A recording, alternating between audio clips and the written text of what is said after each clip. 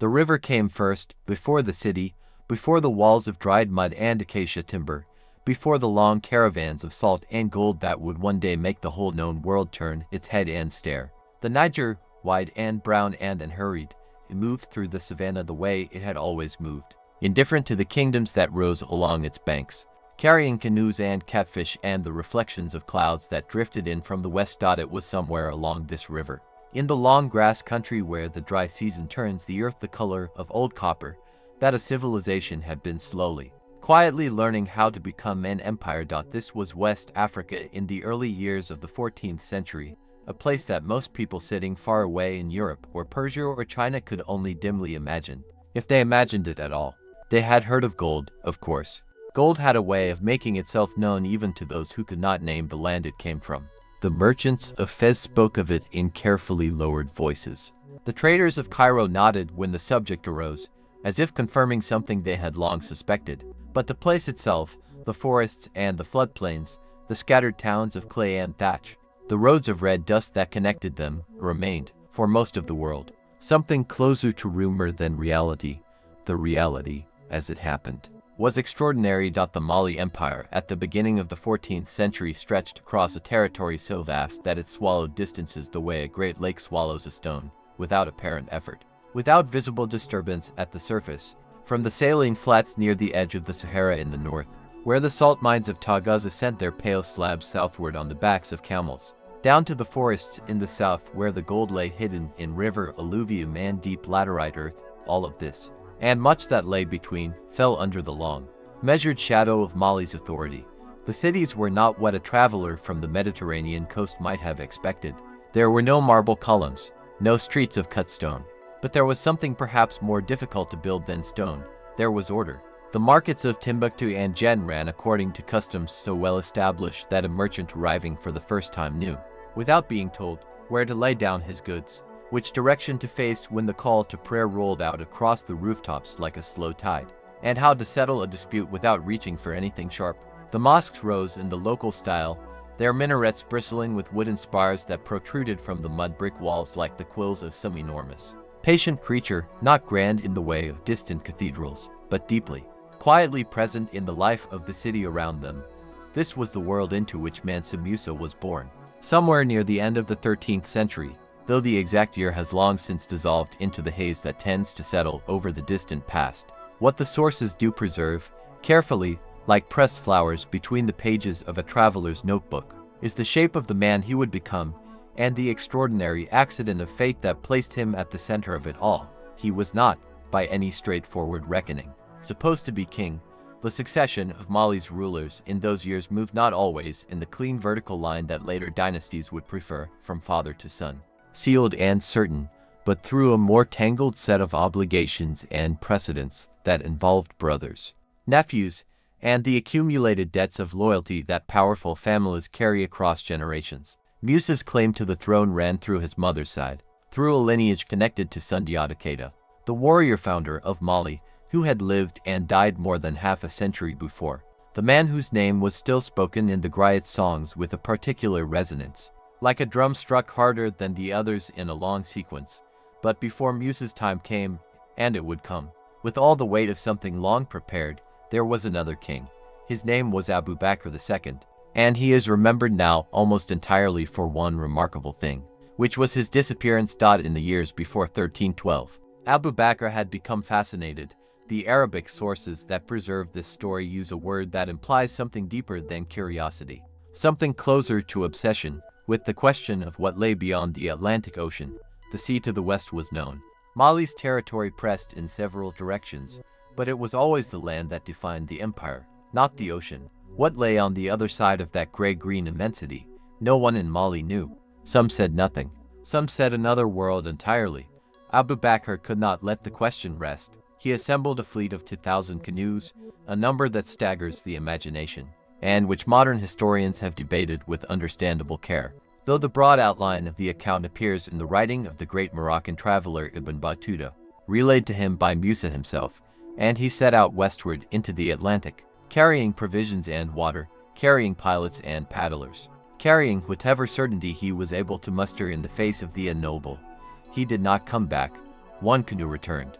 Eventually, with a story of powerful current and waves like walls of green water, and all the rest, the other 1,999 vessels, and the king himself, gone into the horizon without a word.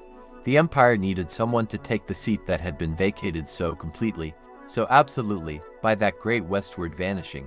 And so the counselors looked, and the elders deliberated, and the long chain of obligation and lineage was traced and retraced until it settled, with a kind of calm inevitability, upon a man named Musa.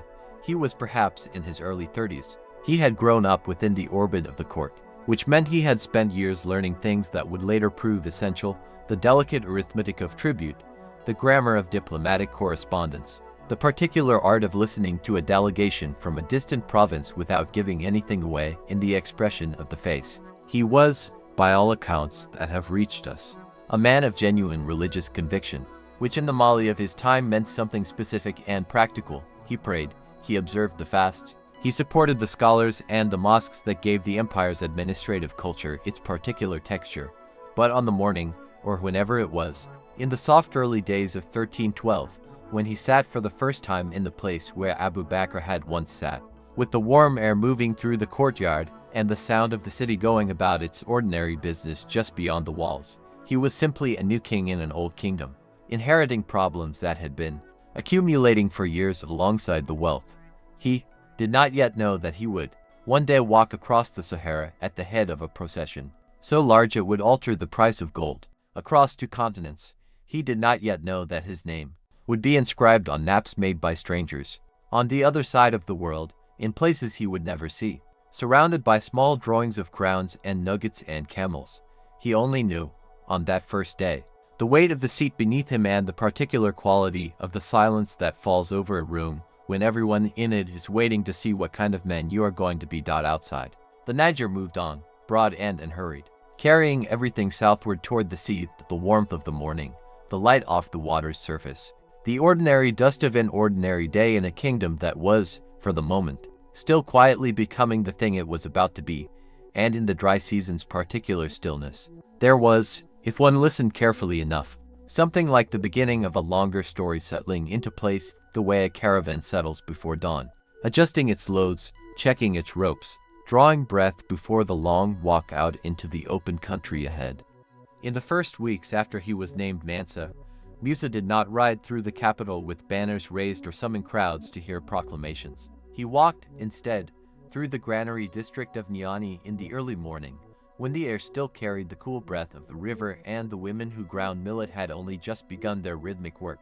The sound of stone against stone, slow and patient, filled the narrow passages between the storehouses the way water fills the low places of a riverbed, naturally, without effort, as if it had always been there. He was not yet 30 years old by the reckoning most historians would later attempt, and he moved through the city with the deliberate quietness of a man who understands that the shape of a throne is learned not from sitting in it, but from watching all the lives that depend upon what happens there. Niani sat at the confluence of the Sankarani and Niger rivers, a place chosen long ago by men who understood that water is the first kind of wealth, older and more reliable than gold. The palace compound occupied a gentle rise above the floodline, its walls of sun-dried brick the color of pale terracotta, its interior courtyards shaded by the long arms of old acacia trees whose roots had been working their way through the soil since the time of Sundiata himself. In those courtyards, administrative officials moved with the practiced efficiency of a household that had been running for generations, scribes in their undyed linen, translators who could shift between Mandinka and Sinink and Arabic between one breath and the next, messengers who arrived from the provinces in dust-coated traveling clothes and departed again before the morning had properly warmed. Musa watched all of this. He asked questions. He read the correspondence that had been accumulating, in some cases, since before Abu Bakr had begun his long preoccupation with the Western Sea. There were disputes between provincial governors over grazing rights near the border with the Songhai territories to the east. There were letters from the salt traders of Tagaza, who were forever negotiating the terms of their protection arrangements with the desert clans who controlled the caravan routes northward. There were reports from the gold-producing regions of Bambuk and Bur, written in a careful hand that suggested the regional administrators understood exactly how carefully those numbers were read in the capital. The empire Musa had inherited was not a simple thing. It was not, as those who had never seen it sometimes imagined, a single continuous territory held together by the force of a single army. It was more like an intricate lacework, a network of tributary kingdoms and semi-autonomous chieftaincies, of trade relationships and old alliances, of sacred sites and ancestral agreements. All of it bound together by the prestige of the Cato lineage and by the very practical reality that the Mali Empire controlled the points where the gold of the south met the salt of the north, and where both met the merchant roads that ran eventually to the Mediterranean coast. Gold and salt. Those two things, more than any army, explained the empire's size. In the markets of the world that Musa's predecessors had shaped, a pound of salt and a pound of gold were sometimes traded in equal measure. So precious was the mineral in the great dry interior of the continent. So abundant were the deposits that lay in the gravel beds of southern rivers. The empire had positioned itself as the intermediary, the necessary passage through which both had to move, and in doing so had accumulated a wealth that the courts of Cairo and Morocco and even distant Venice would eventually find difficult to fully comprehend. But wealth on that scale requires constant tending. It does not sit still. It moves through people, through relationships, through the trust that accumulates slowly between a Mansa and his governors, between a governor and his town elders, between town elders and the farmers and miners and herders whose daily labor is the actual substance of all that abstracted richness. Musa spent the early years of his reign in this kind of cultivation. He traveled along the provincial circuits that the Manses before him had established, appearing in regional capitals with enough ceremony to remind everyone of the weight of the central authority, but without the kind of heavy-handed extraction that breeds resentment in the soil the way salt breeds sterility. He heard cases in the shade of great trees, in the old tradition of Mandinka justice, where the community gathered and the matter was discussed, and the elder or chief or Mansa spoke only after every voice that wished to be heard had spoken. He arbitrated the grazing disputes, confirmed the trading arrangements, received the tributary gifts of regional lords with the grave courtesy that such occasions required. And he prayed. This, perhaps more than anything else, would come to define how the wider world eventually came to understand him, though at the time it was simply the rhythm of his days. As unremarkable to those around him as the morning grinding of millet had been unremarkable to the women in the granary district. Musa was a devout Muslim, shaped by the long tradition of Islamic scholarship that had been growing in the cities of the empire since the time of his predecessors. And his faith was not the formal, surface-level observance of a ruler who has adopted a religion because it is useful for trade relations. It went deeper than that. He kept the 5 prayers with a consistency that his courtiers learned quickly to accommodate. He fasted with genuine discipline in the month of Ramadan. He read and discussed the texts that his scholars brought him. And he began, in those early years of his rule, to think about something that the Islamic faith places upon every believer who has the means to undertake it: the Hajj. The pilgrimage to the holy city of Mecca, the great obligatory journey that sits at the center of Islamic observance like a compass point at the center of a map. For a simple man, the Hajj was already an immense undertaking, months of travel, great expense, the danger of roads and deserts and political instability in distant lands. For the ruler of the largest empire in the western part of the African continent, the logistics were something of an entirely different order. Musa would have understood this from the beginning. A Mansa could not simply set out on foot with a water skin and a prayer. A Mansa traveled with the weight of what he represented. And what Musa represented was a state of enormous complexity that could not simply be left untended for the year or more that such a journey would require. He began planning. The planning itself took years. In the court records and in the accounts that later travelers would compile from oral testimony, there are traces of the infrastructure being assembled piece by piece during this period. The network of rest stations being extended and supplied along the northern caravan routes. The diplomatic correspondence with the rulers of the territories through which the pilgrimage route would pass, the house estates, the principalities around Lake Chad, the corridors through which any large party moving from the western Sudan toward Egypt would need to travel, the consultations with experienced caravan masters who knew the Saharan crossings and could advise on water sources, and the timing required to avoid the worst of the desert heat. And there was the question of gold. Not in the sense of whether there was enough, there was always, in the Mali Empire of this period, enough gold. The question was one of form and scale and presentation. What did it mean to travel to the great centers of the Islamic world as a Mansa? What was the appropriate expression of Mali's wealth and dignity and faith? How many scholars? How many officials? How many servants? How many soldiers for the safety of the party? How many gifts for the rulers along the route? And what gifts? And of what quality? These were not trivial questions. They were, in a very real sense, diplomatic questions, for the journey would not simply be a private act of faith. It would be Mali's introduction to the wider world, or rather, its reintroduction. Since Mali had been known in the trading networks of the Mediterranean for generations, but known in the way that a name is known, without a face attached to it, the journey would give Mali a face. It would give the empire a physical presence in the cities where the scholars and merchants and rulers of the Islamic world gathered to conduct their affairs, through the middle years of his early reign. Then, Musa was doing two things simultaneously. He was governing, carefully, methodically, in the patient way of a man who understands that an empire is a long-term project, not a monument but a living organism that must be fed and adjusted and occasionally redirected. And he was preparing for something that would eventually become, in the histories written long after his death, the defining image of everything. The Mali Empire was in its high moment, a procession so vast and so laden with gold that even the jaded court scribes of Cairo would find their usual composure inadequate to the task of describing it. But that procession was still years away. For now, in the quiet administrative mornings of Niani, in the shade of the old acacias that had grown since the empire's founding, Musa was simply learning the weight of what he had been given and beginning, with great care, to understand what he wished to do with it. The river flowed past the city in its usual way, neither knowing nor caring what plans were being made in the compound on the rise above the floodline. Fishermen pushed their narrow boats out into the current as they did every morning, reading the water the way scholars read text, for meaning, for pattern, for the signs that told them where the fish were running and where the current ran dangerous and where the gentle shallows were safe to cross. Their knowledge was as old as the empire and older, and it would outlast whatever any Mansa built or planned or dreamed. And Musa, rising before the dawn for the first prayer of the day, could hear them sometimes, the soft sound of oars, the low voices of men at their ancient work, drifting up through the cool dark air from the waterfront below.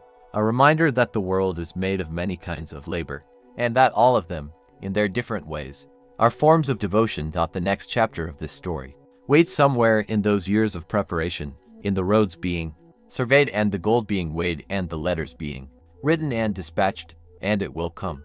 As all things in this telling come, slowly and without hurry, like the river making its way toward the sea. The dry season had settled over Niani like a great held breath. The rains had retreated weeks before, pulling back southward the way a tide retreats from sand, leaving behind a landscape that seemed to harden and clarify with each passing day.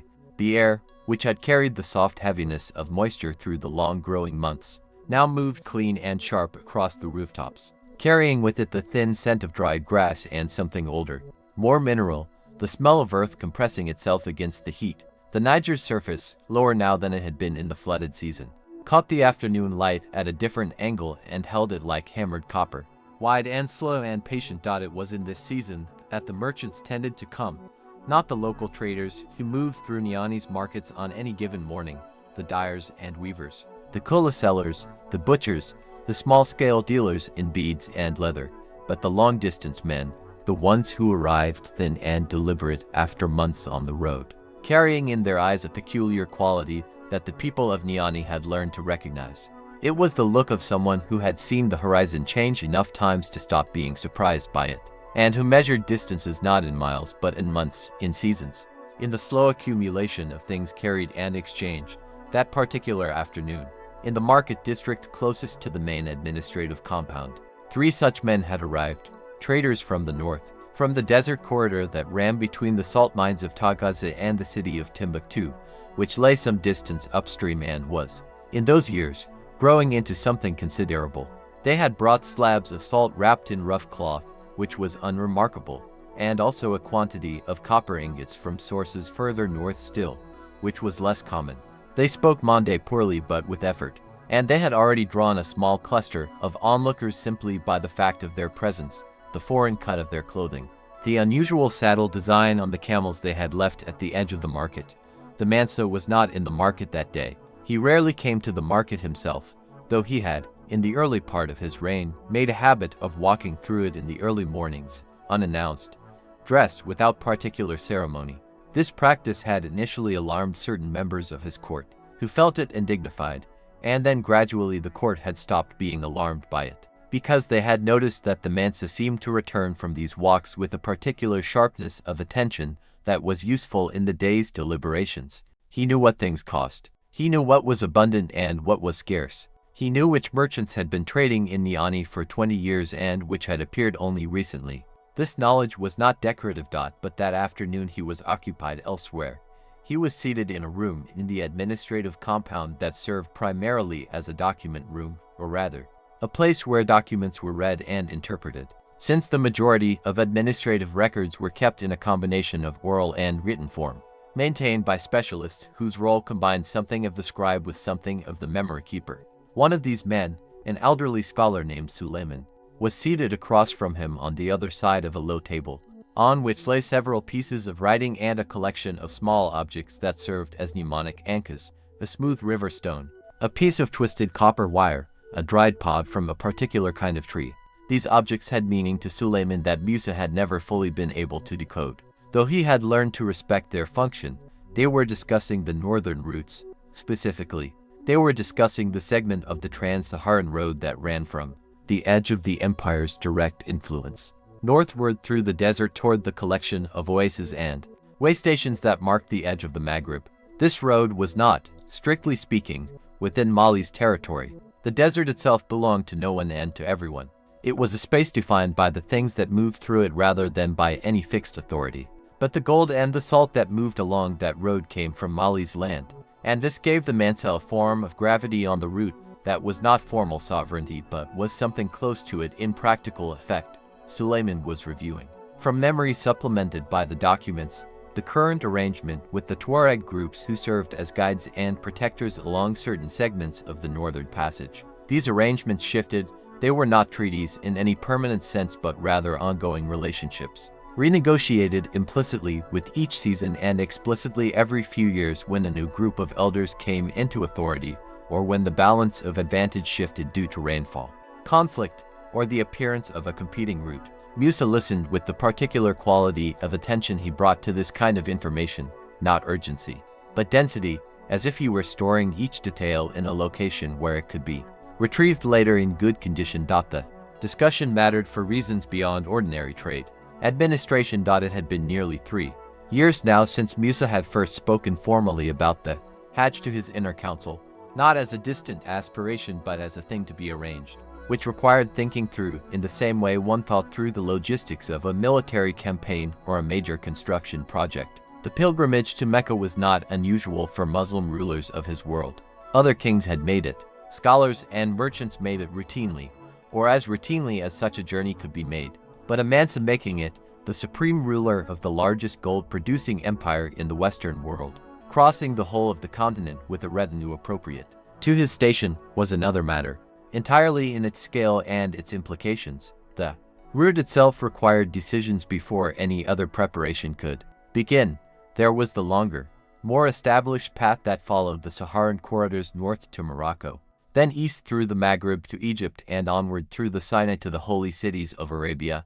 And there was the more southerly option, which ran east along the savanna belt below the Sahara, a path of longer distance but of more consistent access to water and to settled communities passing through or near the territory of kingdoms with which Mali had, in varying degrees, established relations. The easterly route had its own complexities, moving through lands where the Mansa's authority was known by reputation, but where that reputation would need to be actively maintained by the visible fact of a large and well-equipped traveling party. Suleiman's knowledge of the northern passes was part of this longer calculation. The old scholar spoke carefully, in the way of someone who had spent decades distinguishing between what he knew, what he had been told, and what he had merely inferred. There was a way station, he said. He called it by a name Musa recognized as a place that appeared also in accounts from merchants, where the arrangement with the local Tuareg confederation was currently in a state of renegotiation following the death of the elder who had maintained it for the past 15 years. His successor was younger and, by the reports Suleiman had received, more inclined to test the terms of old agreements than to simply inherit them. This was not necessarily hostile, it was simply the ordinary process by which power refreshed itself in that world. but it meant that any large traveling party moving through that corridor in the next year or two would need to carry with it either substantial gifts or substantial numbers, and preferably both.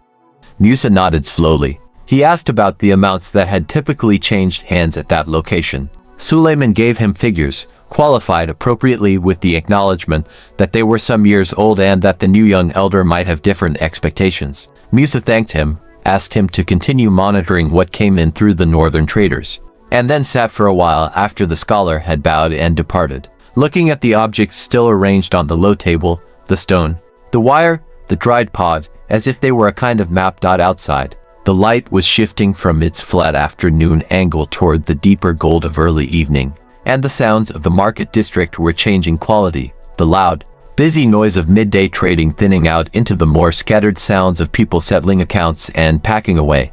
A dog barked somewhere at the edge of hearing, and then was quiet. Musa rose eventually and walked out through the connecting passage into a courtyard where a cistern held rainwater from the previous season. He washed his hands and face with the deliberate and hurried motion of someone who had long since stopped performing ritual cleanliness for any audience, who did it simply as a thing that needed to be done. The water was cool in the way that stored water is cool, not refreshing exactly, but composed, as if it had settled into itself over many months and was now simply itself, without ambition. His prayer at the end of that day was longer than usual. It was not that he had more words for it. He was not, in the manner of some scholars, a man who elaborated his prayer with a great cascade of additional invocation. He simply remained in prostration for a longer interval, forehead on the reed mat, in the specific darkness behind closed eyes that is different from other darknesses, more interior. The decision about the route, the information about the Tuareg elder, the numbers from Suleiman, the constant ongoing calculations of the empire, all of this was not precisely set aside during that prostration but was somehow held at a particular distance, where it could be neither ignored nor allowed to crowd out the quieter thing that prayer required. When he rose, the room was fully dark except for one oil lamp. He had a conversation that evening with two members of his inner council, a brief, practical exchange about the disposition of grain stores in the northern agricultural zones, a matter that had nothing to do with the Hajj or the desert routes, or any of the grand concerns of the afternoon. It concerned a specific community that had reported a shortfall due to an early end to the rains in their area, and what combination of redistribution and local flexibility would best address it without creating a precedent that incentivized misreporting in future seasons. These were the ordinary hours of governing, unglamorous and necessary, the long connecting tissue between the notable moments. The conversation concluded without drama. The two counselors departed. Musa ate a small meal brought by a household attendant, millet porridge with dried fish and a sauce of sesame, and retired. In the morning, the dry season air was already moving before sunrise, carrying across the rooftops the slight chill that came only at that hour and would be gone by the time the sun had fully cleared the horizon. In the market, the three northern traders were preparing to continue their journey, loading their camels with the local goods they had acquired in exchange for their copper and salt. Cloth dyed in the deep indigo that was one of the region's more celebrated products, and a quantity of locally made leather goods tooled in a pattern that was distinctly of this place, that would look exotic and deliberate, once it traveled far enough north to reach buyers who had never seen its origin. The camels moved out of the market and through the outer edge of Niani with the particular swaying patience of animals that have been moving through the world longer than anyone present has been alive. They turned north at the edge of the settled zone, where the path narrowed between trees whose leaves were beginning to curl slightly at the edges in the dry heat, and within a short while they were simply gone, absorbed into the landscape as if the road had taken them the way the Niger took rain, quietly, completely, without ceremony. What they carried would arrive somewhere. Eventually, what they had left behind, the copper, the salt, the incidental information embedded in their news and their manner and the quality of their goods, would work its way into the life of Niani in ways that were mostly invisible, the way nutrients work into soil. The empire was this process, continuously. It did not need a dramatic occasion to be what it was. It simply continued, season by season, route by route, exchange by exchange, building the vast slow architecture of its reach, and in the administrative compound, in a room that held documents and a low table and an old man's mnemonic objects, the Mansa's preparations continued as quietly as everything else, accumulating in there and hurried way toward the morning, still years off, when, 60,000 people would rise together before dawn and set their faces toward the east. The rains had not yet come to the savannah, and the air over Niani held that particular stillness that settles in before the first clouds begin to gather on the horizon, a stillness that feels less like calm and more like held breath. The acacia trees stood without moving. The broad leaves of the she trees were pale with dust. Even the birds seemed to have withdrawn into some private economy of waiting, their songs reduced to occasional, tentative notes that floated upward and dissolved before they could travel very far. It was in this season of suspended expectation that a man arrived in Niani, who had walked for 43 days through country that should, by most reasonable calculations, have killed him.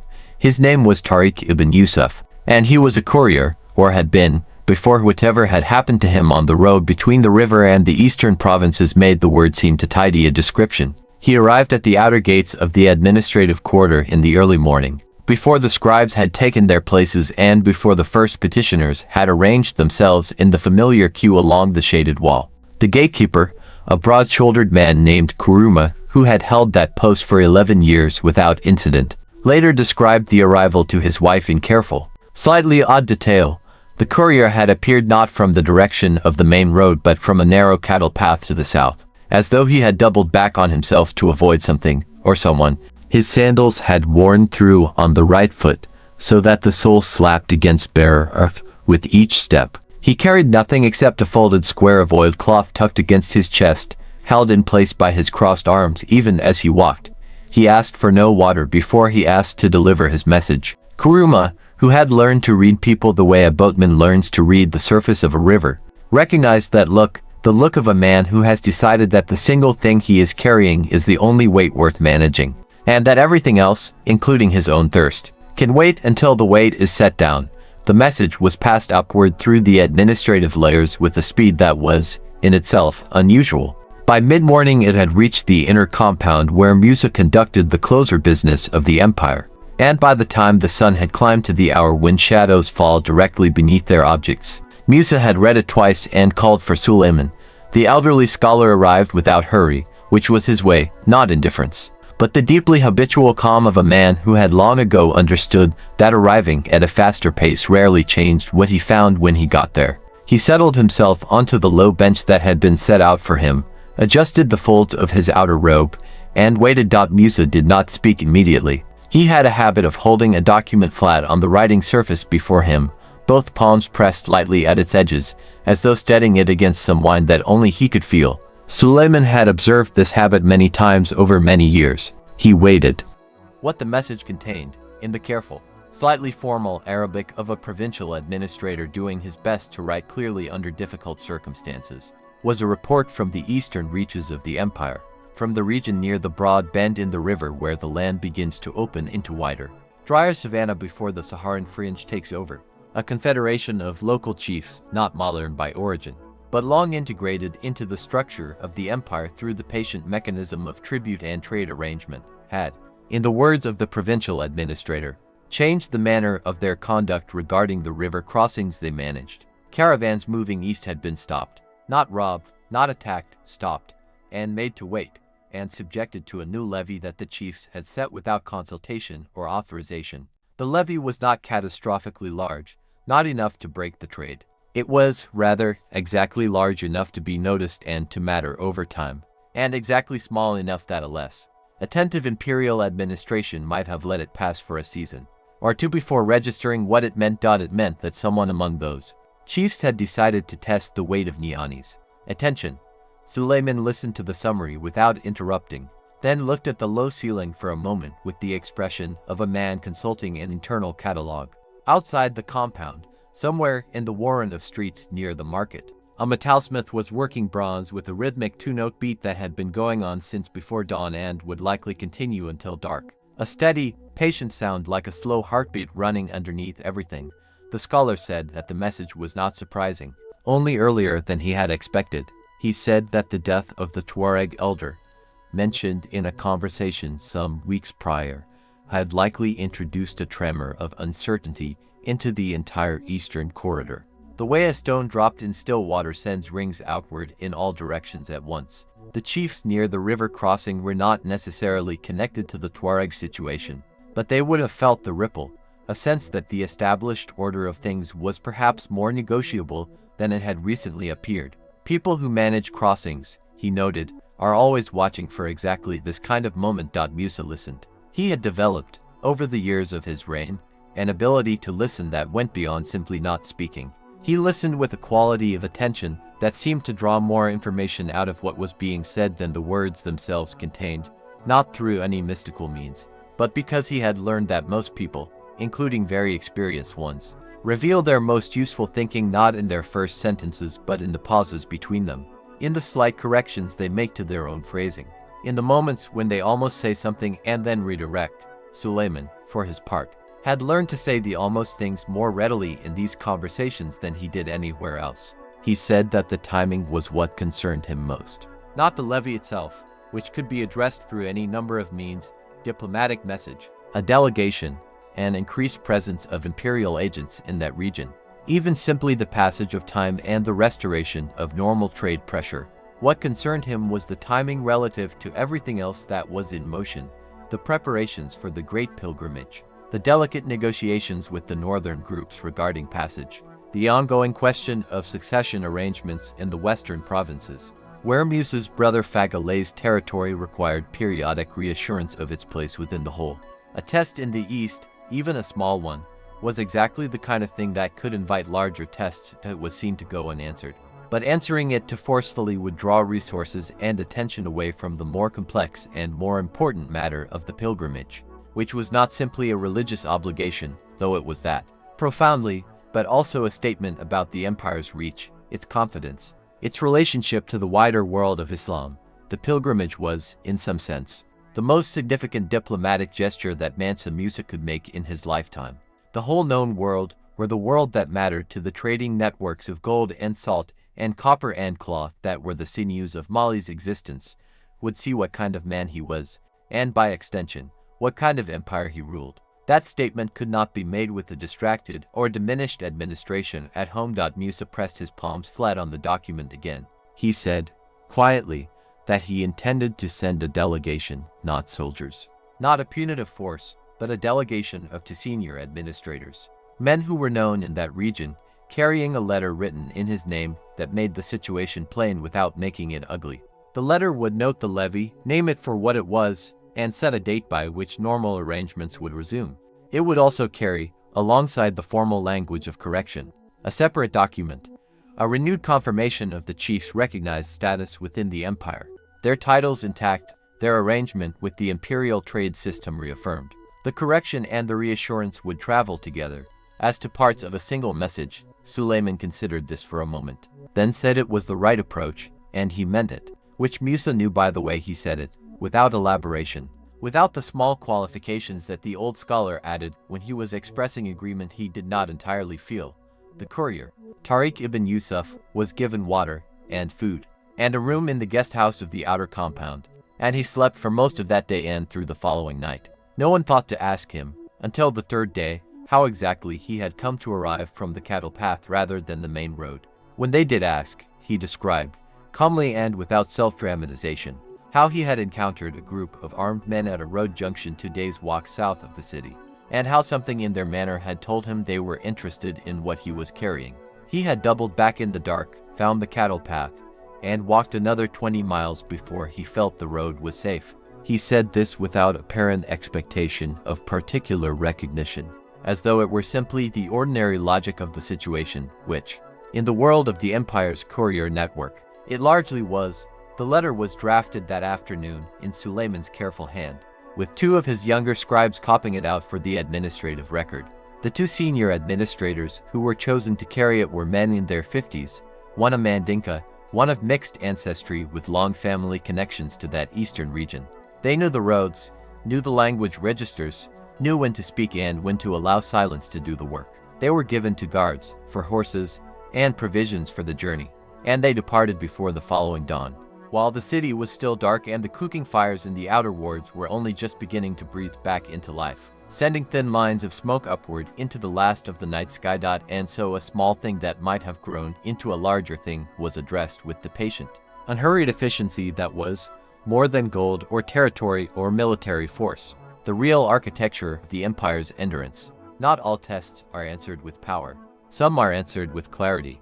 Niani settled back into its rhythms. The metalsmith continued his work. A cloth merchant near the southern gate received a new shipment of finished cotton from the western workshops and spent the morning sorting it by color in the slanted morning light, pressing each piece between his palms to assess its weight and weave. The river, a long walk to the west, moved at its own pace through the red earth of its banks, and hurried by the events of courts and corridors. The courier slept in the weeks that followed. As the question of the Eastern levy moved through its resolution, the delegation arrived. The conversation was had. The levy was quietly discontinued. The chief's status document was received with the careful ceremony it deserved. The preparations for the great pilgrimage continued their slow and intricate accumulation. Lists were maintained. Supply calculations were revised. Correspondents moved along the trade routes in both directions, north and east, gathering information about road conditions, water sources, the political weather of the lands that lay between Niani and the Holy City. The pilgrimage was, by this point, not a question of whether but of when, and the when was beginning to narrow into something that had the weight of the actual rather than the merely intended. The 60,000 who would eventually walk and ride and carry and accompany were not yet gathered, were not yet a procession, were not yet the thing that would, in the course of a single journey, remake the world's understanding of what Mali was and what its ruler meant. But the preparations had reached that particular stage where the future begins to feel less like a direction one is facing and more like a country one has already partly entered. The dry season turned. The first clouds arrived on the southern horizon, not yet rain, but the promise of rain, white and slow-moving and enormous in the flat blue sky. The acacia trees stood a little differently than they had before. Or perhaps it was simply that the quality of the light had changed in the way it changes when water is somewhere in the air, even if it has not yet fallen, somewhere to the north, beyond the last settlements and the scattered wells. The Sahara held its silence, patient and absolute, as it had always done, waiting, the way all great distances wait, for the people who would dare to cross it. The rains had not yet come, but something in the air suggested they were thinking about it. Along the western edge of Niani, where the city's outermost compounds gave way to open ground, the acacia trees held their branches very still in the late afternoon heat, as though listening for a sound too distant to name. The red dust that had settled on every surface throughout the long dry months, on doorsteps and cooking stones and the hides of tethered animals, had taken on a faint amber quality in the low sun, as if the earth itself were contemplating a change of color before the sky changed first. This was the season when the weavers worked long hours in the compound of a man named Mansa, no relation to any figure of great consequence, only a craftsman of modest reputation who had inherited his loom from his father and would one day leave it to his eldest son. The rhythm of the shuttle had been nearly unbroken since before dawn. He was producing cloth for a merchant house that supplied the palace caravans, and the order was larger than anything he had completed in a single season before. The fabric required was not the everyday cotton of local market stalls, but a heavier weave, dyed in deep indigo, intended for use as trade cloth during the long journey northward. It would not become garments. It would become currency. The loom Mansa used was low to the ground, built from seasoned timber darkened to the color of old leather, with a tension bar worn smooth at the center from decades of pressure. He sat with his legs extended beneath the frame in the manner traditional to this region, his feet working the heddle pedals in a steady alternation while his hands passed the shuttle through with practiced ease. The motion had long since left the realm of thought. It belonged to the body now, to the muscles of the forearm and the particular angle of the wrist, to the unconscious breath that timed itself against the pull of the beater. His compound was small, a central space of packed earth, shaded by a single large tree whose roots had cracked the ground into a pleasant irregular pattern. 3 rooms opened onto this space, one for sleeping, one for storing the raw cotton and completed bolts, one that served no fixed purpose but tended to fill itself with children in the early evening. Beyond the compound wall, the sounds of the neighborhood settled into the afternoon, the distant percussion of someone grinding grain, the occasional low complaint of a goat, the brief flare of an argument that ended before it fully began.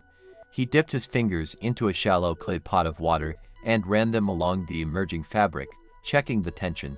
The indigo was good this season, a rich, saturated blue-black that came from dye works further north, carried in sealed clay vessels and traded for dried fish and palm oil. When the fabric was finished and rolled, it would hold that depth of color through heat and handling, through the dust of hundreds of miles. The merchant house knew this, which was why they had brought the order to his compound rather than to the larger workshops nearer the market. Not all cloth was equal. Not all hands were the same. While Mansa Musa worked, the palace district of Niani was engaged in a different kind of labor. The counting had been going on for several weeks. Not the counting of a treasury, though that too was a continuous practice, conducted by specialists whose entire professional existence was devoted to tracking the movement of gold between the palace stores, the provincial tributaries, and the trading intermediaries, but a counting of a more human kind. The number of individuals who would make the journey north, the number of animals required to carry them and their provisions, the number of loads, the weight of those loads, the distance between reliable water sources, the length of each day's march, at a pace that would keep the elderly and the less vigorous alive and reasonably whole.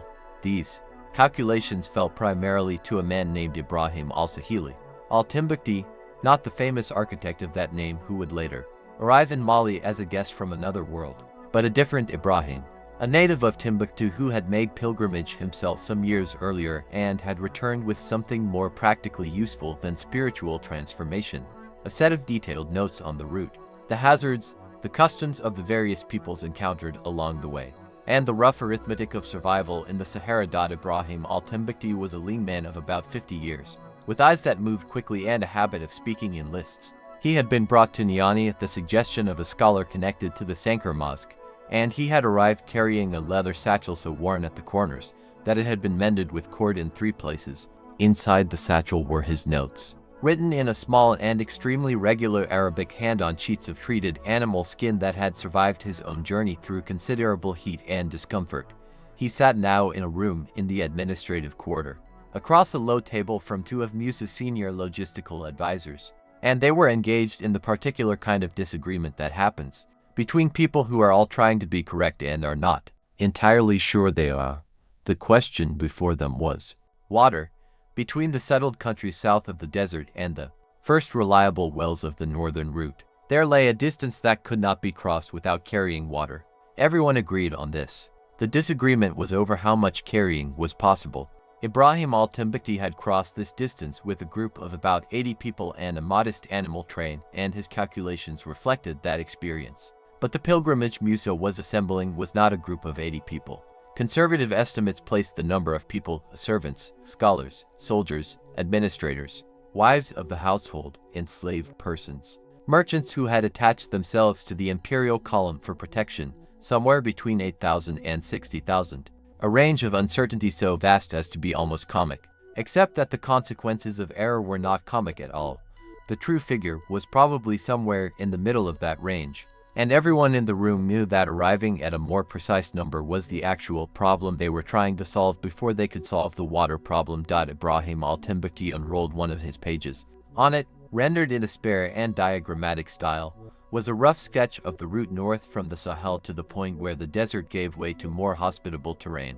Beside each segment he had written numbers, estimated days of travel, estimated water consumption per person and per animal, estimated carrying capacity of various configurations of camels and oxen.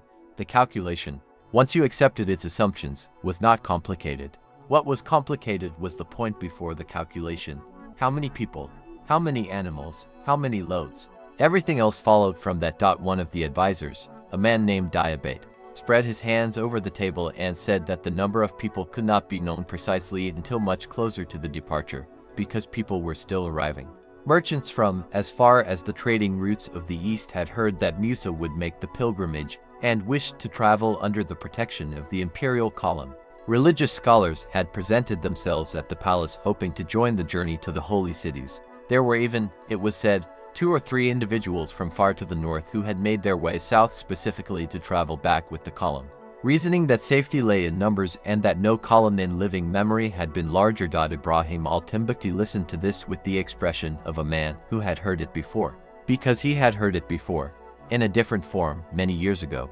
He said that the number did not need to be exact. It needed to be a useful bound. If they assumed the largest plausible number and calculated water requirements from that, then a smaller actual number would leave a margin.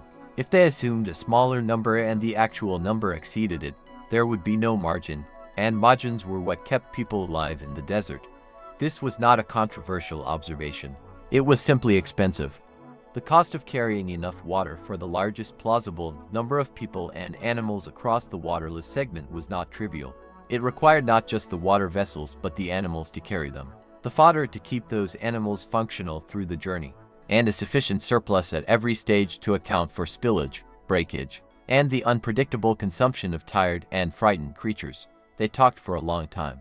The light in the room changed as the afternoon progressed, moving from the pale gold of midday to the deeper, redder quality of the hours before evening.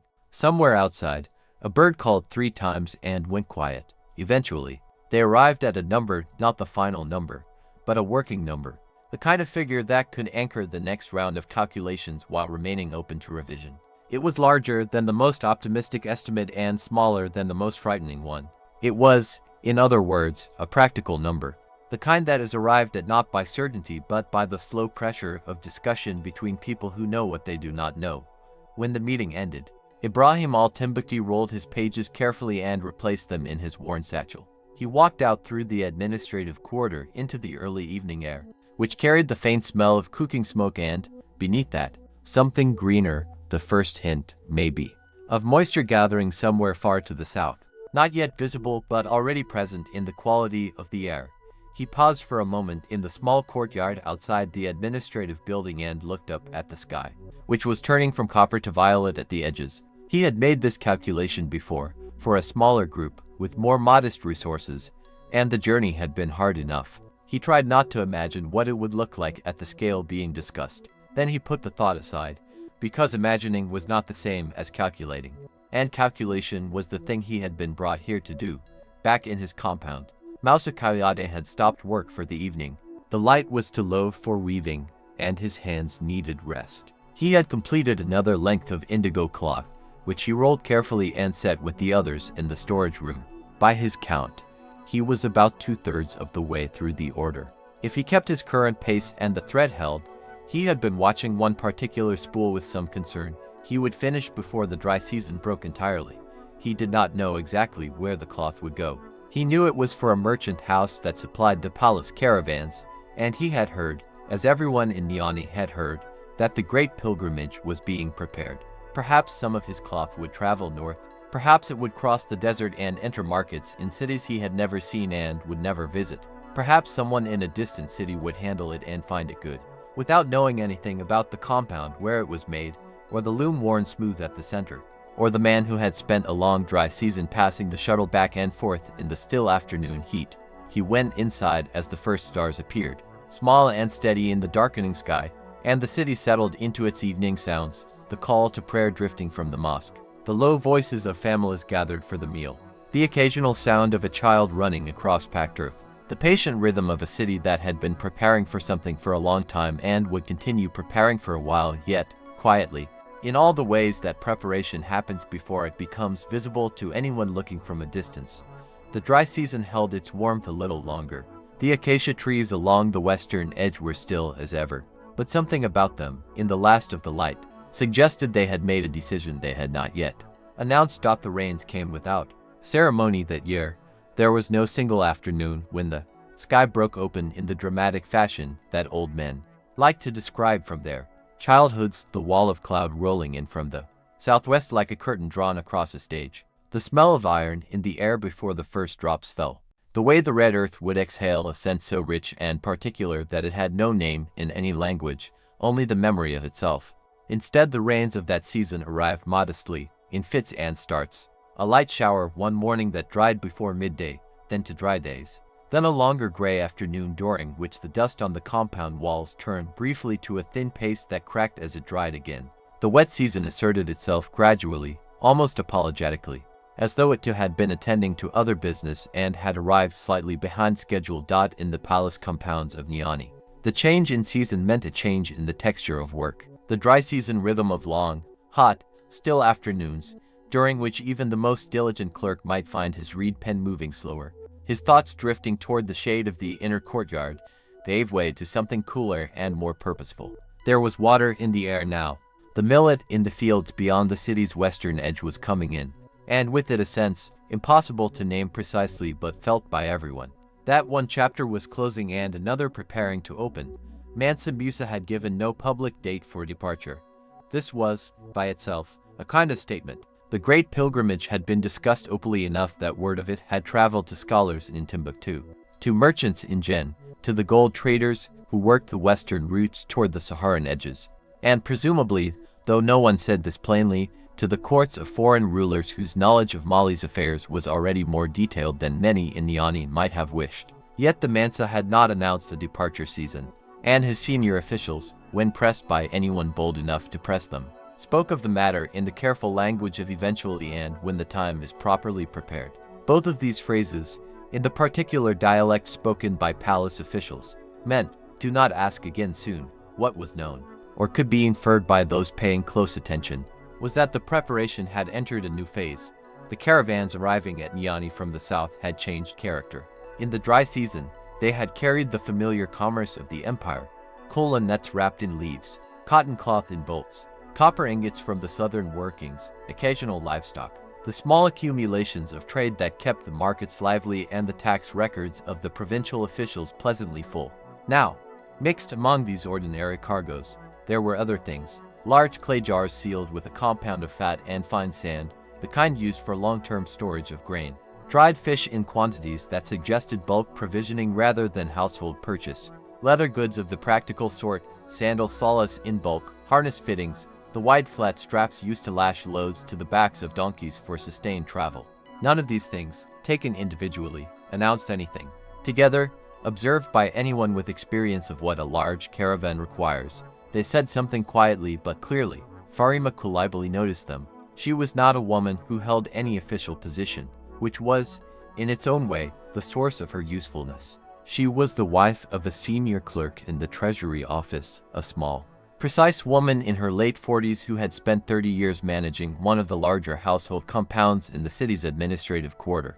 And she had developed, over those decades, an almost involuntary habit of accounting.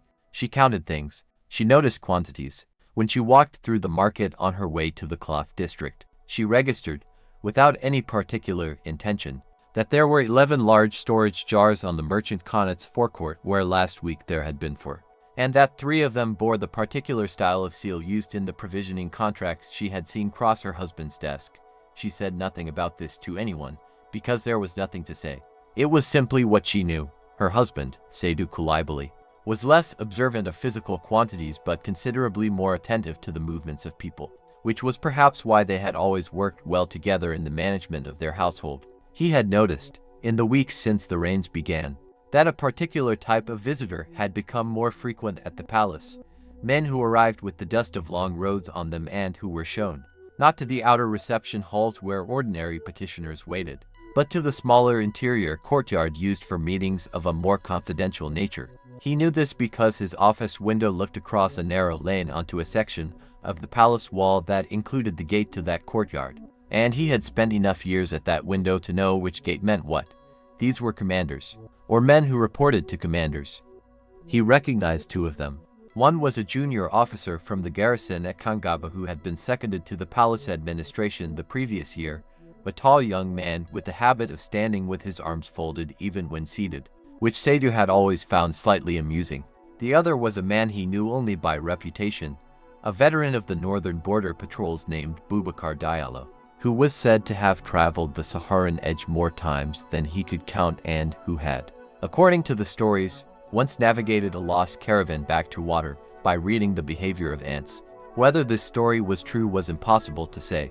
It was the kind of story that accumulated around men who had survived enough difficult journeys to become a kind of legend to those who had not. Boubacar Diallo did not look like a legend. He was a compact, weathered man of perhaps 55, with close-cropped gray hair and the particular expression of someone who has learned to keep his assessments to himself until they are fully formed.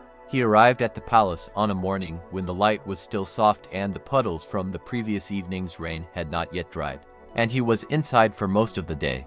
What was discussed in that inner courtyard, Seydou Kulaibali did not know and was prudent enough not to speculate about in writing, but he observed that when Boubacar Diallo departed in the late afternoon, the young officer from Kangaba walked with him as far as the gate, and that they paused there for a long moment. the older man saying something quietly while the younger one listened with the particular posture of a person receiving instructions rather than having a conversation.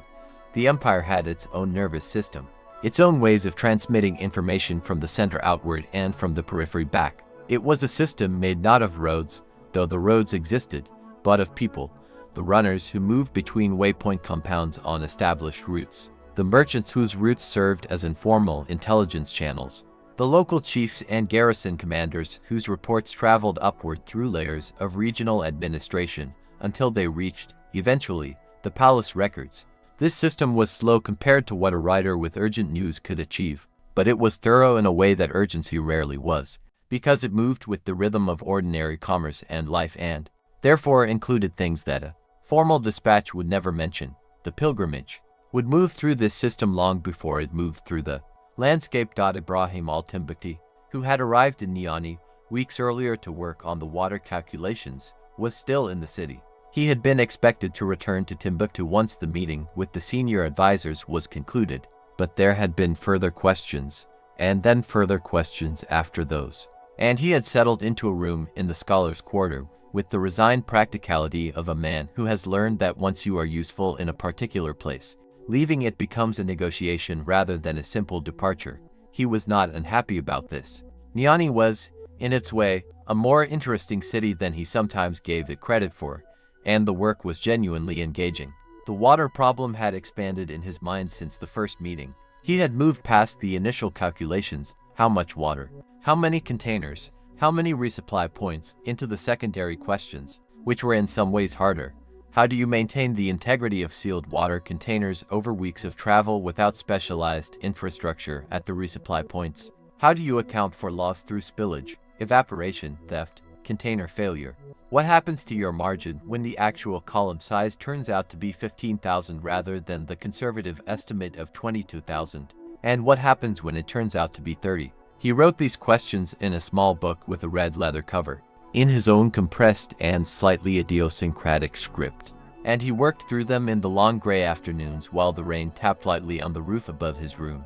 He had made the pilgrimage himself 20 years earlier, as a younger man with a smaller notebook and a great deal more optimism about his physical endurance. He remembered the crossing. He remembered the specific quality of silence that existed in the deep desert, not the absence of sound. Exactly, but a silence that seemed to have weight and presence, as though the desert was itself a kind of entity that could be offended by too much noise. He remembered the way the camels moved in that silence, their footfalls swallowed almost immediately, and the strange sensation of traveling for hours without any sense that the landscape was changing, until suddenly it had.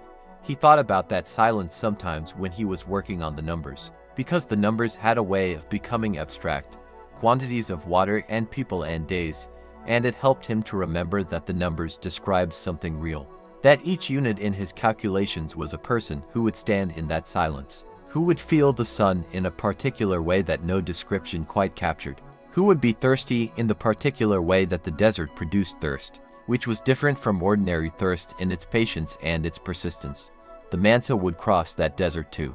This was the fact that still had the quality of something almost implausible when Ibrahim turned it over in his mind. Not because Mansa Musa was incapable of difficulty or hardship. No one held the throne of Mali for long without a certain resilience, but because the scale of what was being organized around that crossing was so vast that the man at the center of it became, in Ibrahim's calculations, almost to abstraction himself, a figure in an equation. And then Ibrahim would remember that he had seen the Mansa twice, briefly, at public audiences, and that he had the particular quality of physical stillness that some rulers develop, the kind that is not stillness at all but compressed attention. And the abstraction would dissolve again. The rain continued through the evening. In the weaving compound on the western edge of the city, Mousa Kayade worked by lamplight, finishing a length of indigo cloth that would be inspected in the morning and, if acceptable, added to the growing inventory of trade goods being assembled for the palace caravans. His hands moved with the unhurried rhythm of long practice, and the lamp cast a warm circle of light that made the dark blue of the cloth look almost black. And outside the rain fell softly on the earthen walls, and the city went on with its quiet, enormous preparations, accumulating its readiness piece by piece, the way any great undertaking does, not in a single moment of resolve, but in the patient layering of decisions, each one small, each one dependent on the ones before it, until the whole becomes something that could, in the fullness of time, move. There would be more meetings, more calculations, more inventories, more visitors arriving dusty from long roads and departing with quiet instructions. The Mansa had not named a date, and the date remained unnamed, but it was no longer in absence. It had become a kind of presence in itself, a point toward which everything was, steadily. INCLINING. The morning Abu Bakr Diallo agreed to lead the northern scouting column. He did not say yes with words. He had been sitting across from the palace's chief logistics minister for the better part of an hour, in a low-ceilinged room that smelled of old cedar and ink, listening to a careful enumeration of what the expedition would require of him, the routes to be assessed, the wells to be verified, the timing of his advanced departure ahead of the main body. When the minister finished speaking, Abu Bakr set down the small cup of tea he had been holding untouched throughout the conversation, and he asked only one question: how many days margin between his column and the Mansa's? The minister said, 12 days, perhaps 14 if the rains lingered.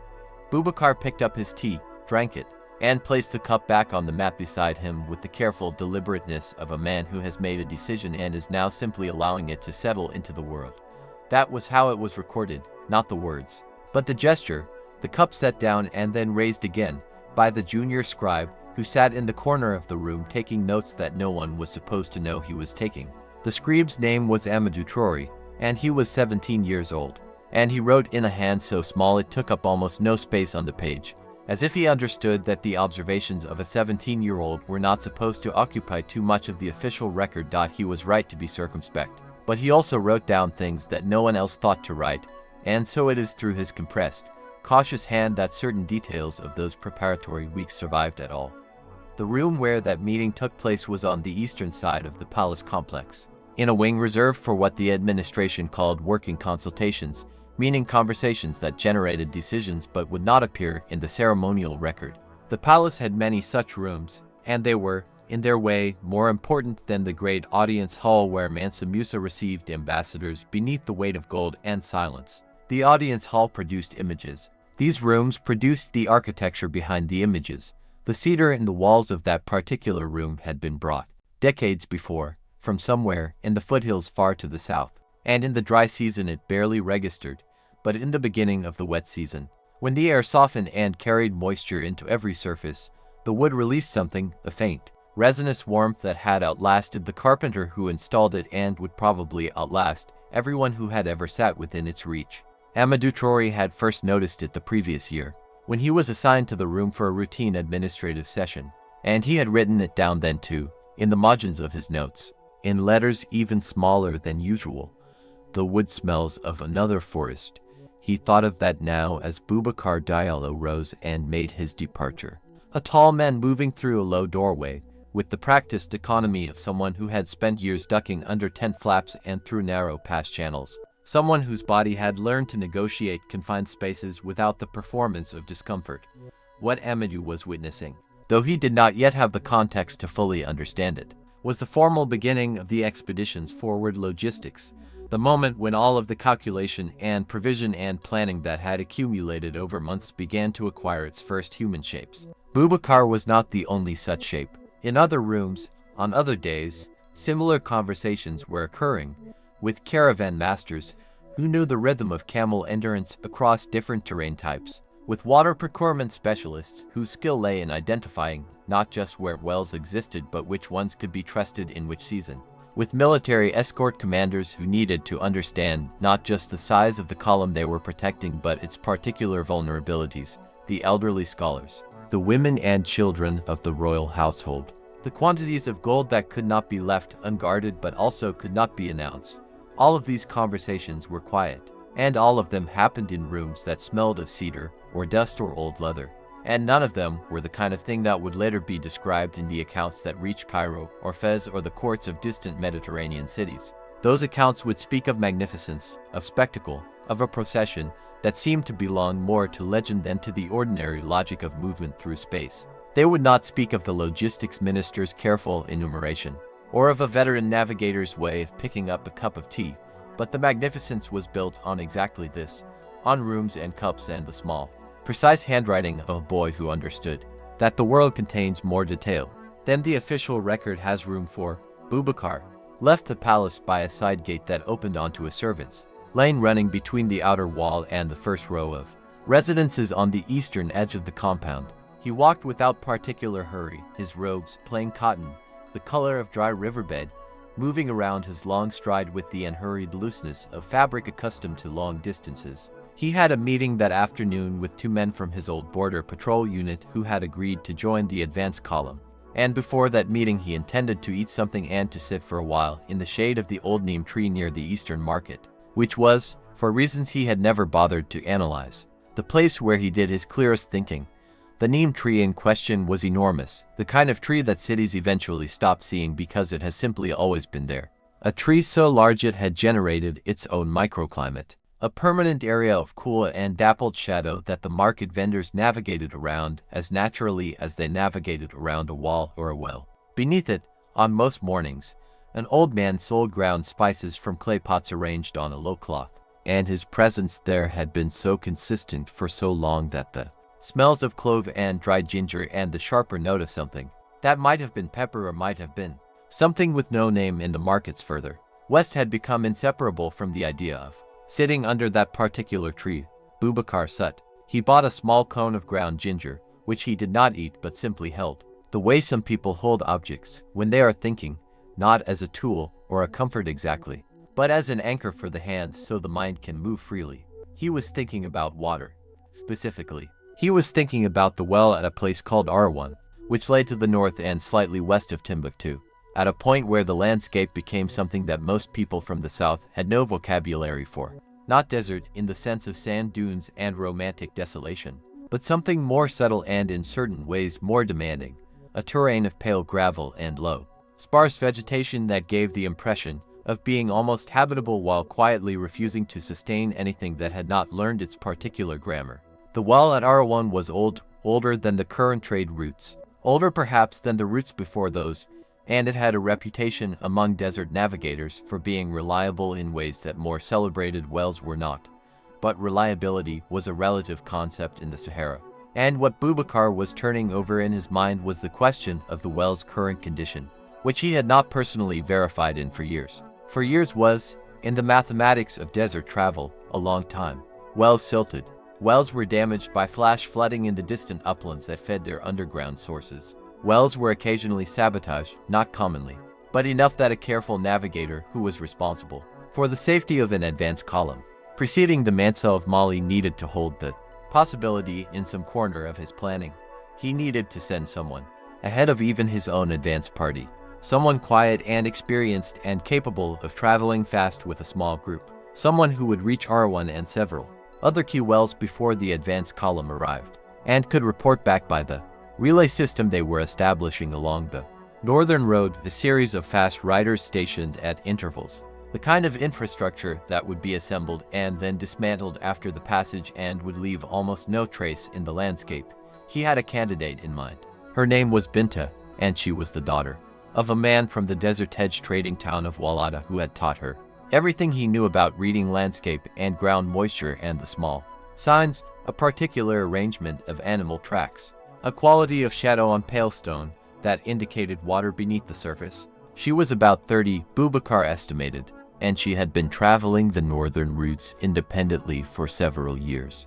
And she was known in the circles that knew her at all for two things: excellent navigation and a very limited tolerance for conversation. She was currently in Timbuktu, as far as he knew, or had been, as of 2 months ago, which meant she could be anywhere along a several hundred-mile arc if she had taken a commission since then. He would have to send a message. He would have to word it carefully, because Benta read official language the way some people read bad weather, as a sign that something tedious was about to happen, and he needed her to understand that this was not a request from a bureaucracy but a request from him personally, and that it mattered.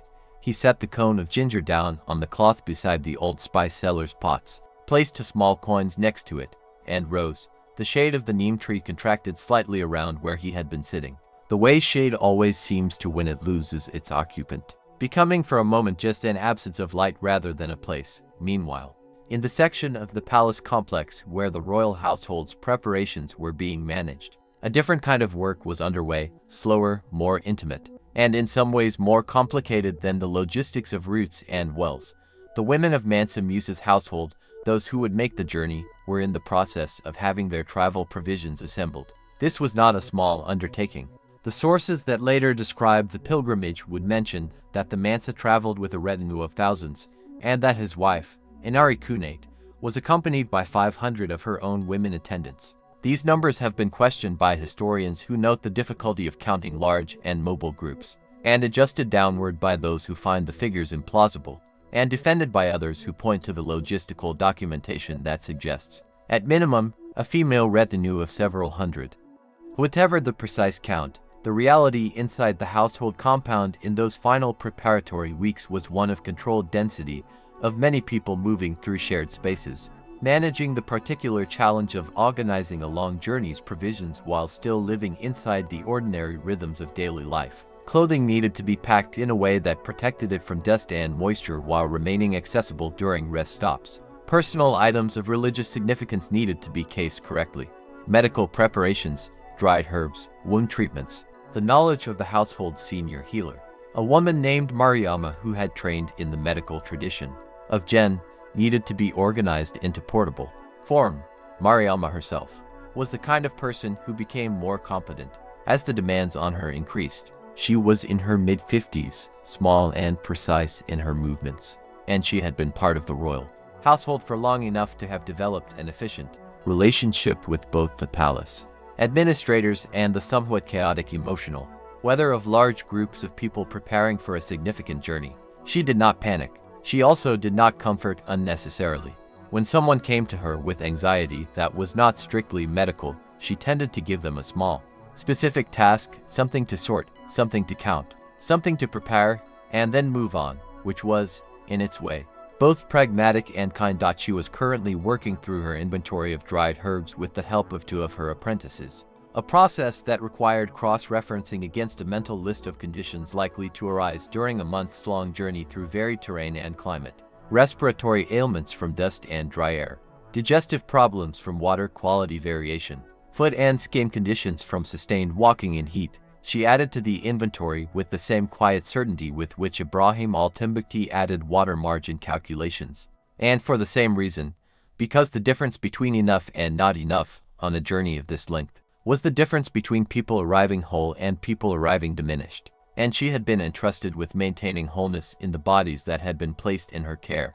The wet season continued, as it does, without consulting anyone's schedule. Rain arrived in the evening and departed before dawn, leaving the city each morning slightly more saturated and green. The dust of the roads softened into a consistency that stuck to sandals and held the impressions of footsteps long after the feet that made them had moved on. In the treasury wing, Seydou Coulibaly was finishing an audit of the third supplemental provision account, a document so dense with numbers and cross-references that reading it produced a feeling not unlike trying to hold a very large quantity of water in cupped hands, always slightly more than could be retained. He had been working on it since early afternoon, and the light was now changing, going the color of old brass as it angled through the narrow windows of the office. He set down his pen, pressed his palms flat against the surface of the desk, and breathed slowly for a moment, a habit he had developed over years of close numerical work, a practice of returning himself to his own body before it accumulated to many hours of stillness. Then he picked up the pen again and continued. The numbers needed to be right. They would be checked, eventually, by eyes much more powerful than his own. They would, in a sense, be checked by the desert itself, which had a way of making the inadequacy of any miscalculation very plain. He was aware of this, and he found, perhaps surprisingly, that he did not find it frightening. He found it clarifying. He found it the precise opposite of the vague, theoretical nature of most administrative work, where mistakes compounded slowly and were often absorbed into larger institutional errors before anyone noticed. Here, the numbers mattered the way numbers in a well-built structure matter, not abstractly, but in the physics of the thing standing. He was still thinking this when Farima appeared in the doorway with a covered bowl of food, as she had every evening for as long as either of them could remember, and set it on the corner of the desk with the small careful motion of someone who has learned, over decades, exactly how much space a working person needs left to them. She did not ask how the work was going. She knew how it was going. She went home, and the oil lamp on his desk continued to burn. and the sound of evening insects came through the window, and the document in front of him waited with the perfect patience of numbers, which do not need anything except to be read correctly. Outside the city, the road that led north toward the great river crossing and beyond it to the long Saharan passage was quiet, and wet, and dark under its canopy of cloud. In a few months it would be full of people and animals and noise and the particular smell of a vast human enterprise in motion. For now it was only a road running north through the dark, available and waiting. The first light that fell on Timbuktu in the deep season before departure was a particular shade of amber, thickened somehow by the harmattan dust that had begun drifting southward from the great emptiness beyond Arwan. It settled on the flat rooftops, on the lintels of doorways, on the shoulders of men walking early to the river, and it gave everything a quality of being slightly remembered rather than immediately seen, as though the city itself were already becoming a story that someone else would tell. Later. It was in this early amber hour that Boubacar Diallo received word that Binta had returned. The message came not through the relay rider system, which was still being assembled piece by piece along the northern road, but through the older and arguably more reliable infrastructure of the Spice Quarter, where information moved with the ease of something that has always moved freely. A boy delivered a folded cloth to the gate of Boubacar's house, not a written message. Since Binta had never seen the purpose of writing what could be said, simply a square of undyed cotton with a single date palm frond pressed into the fold. She was at the caravanserai near the northern gate, the frond signified, and she was prepared to speak before the morning became loud. Boubacar folded the cloth carefully, set it on the low table beside his sleeping mat, and dressed without hurrying. He understood that Binta's preparedness to speak before the morning became loud was itself a statement about how long she was willing to wait. The caravanserai near the northern gate was a long, low building of pale mud brick, its interior courtyard divided by date palms into smaller territories that different traders and travelers claimed by informal but very well understood convention. The western side was for those coming up from the south with salt and kola. The eastern arcade sheltered those whose business was northward. Binta occupied a corner of neither, precisely the corner where both territories blurred and overlapped, which Boubacar had come to understand as something like a signature. She was sitting on a low wooden stool, her back against the wall, a leather satchel across her knees that appeared to have been repaired many times in many different places, each patch of stitching done in a slightly different style.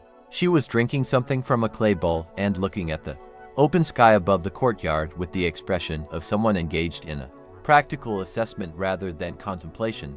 Boubacar sat across from her on an upturned merchant's crate and said nothing immediately, because silence at the beginning of a conversation with Binta was not rudeness but simply the way one waited for the terrain to become clear. She said, after a moment, Arwan's eastern well is holding, he said.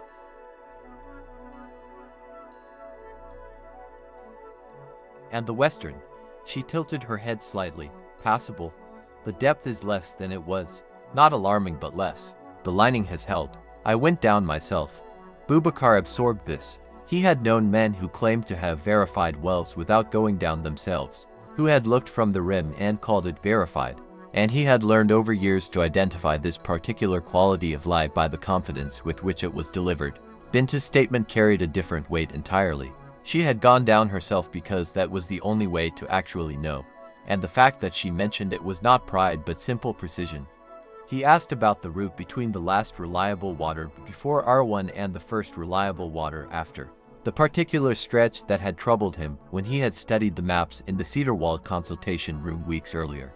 Binta set down her bowl and produced from the leather satchel a folded piece of hide on which lines had been drawn in a dark reddish pigment. It was not a map in any conventional sense. There were no distances marked, no cardinal directions noted in the way scribes noted them. It was instead a sequence of landmarks rendered in relation to each other, a rock formation that looked like a kneeling animal seen from the northeast, a dry watercourse that ran at an angle surprising to those expecting it to run straight, a section of ground where the sand's color changed from pale gold to a darker orange, and this change, she said, indicated a subsurface shift that affected where water could be found if one dug. She spoke about the route with the same quality of attention she had brought to the well itself, not lecturing, not performing expertise, simply reporting what she had observed as though the facts themselves were interesting enough to require no decoration. Boubacar listened and occasionally asked a question, and she answered it directly or said that she did not know. And the ones she said she did not know he trusted as completely as the ones she answered. Because a navigator who admitted uncertainty was giving you information as useful as certainty. Perhaps more so. The morning began to fill with sound around them. Merchants in the courtyard started their preparations for the day, camels making their particular sounds of objection to resumed burdens, boys calling to each other across the open space. Binta seemed not to notice, and Boubacar noticed without being distracted by it. And between them the conversation continued at the pace it had set for itself. He told her, eventually, the scale of what was being planned. Not in complete detail, he was not certain which details were his to share, but enough that she understood the number of people who would need to move through the terrain she had just described. He watched her face as he spoke. She did not look alarmed.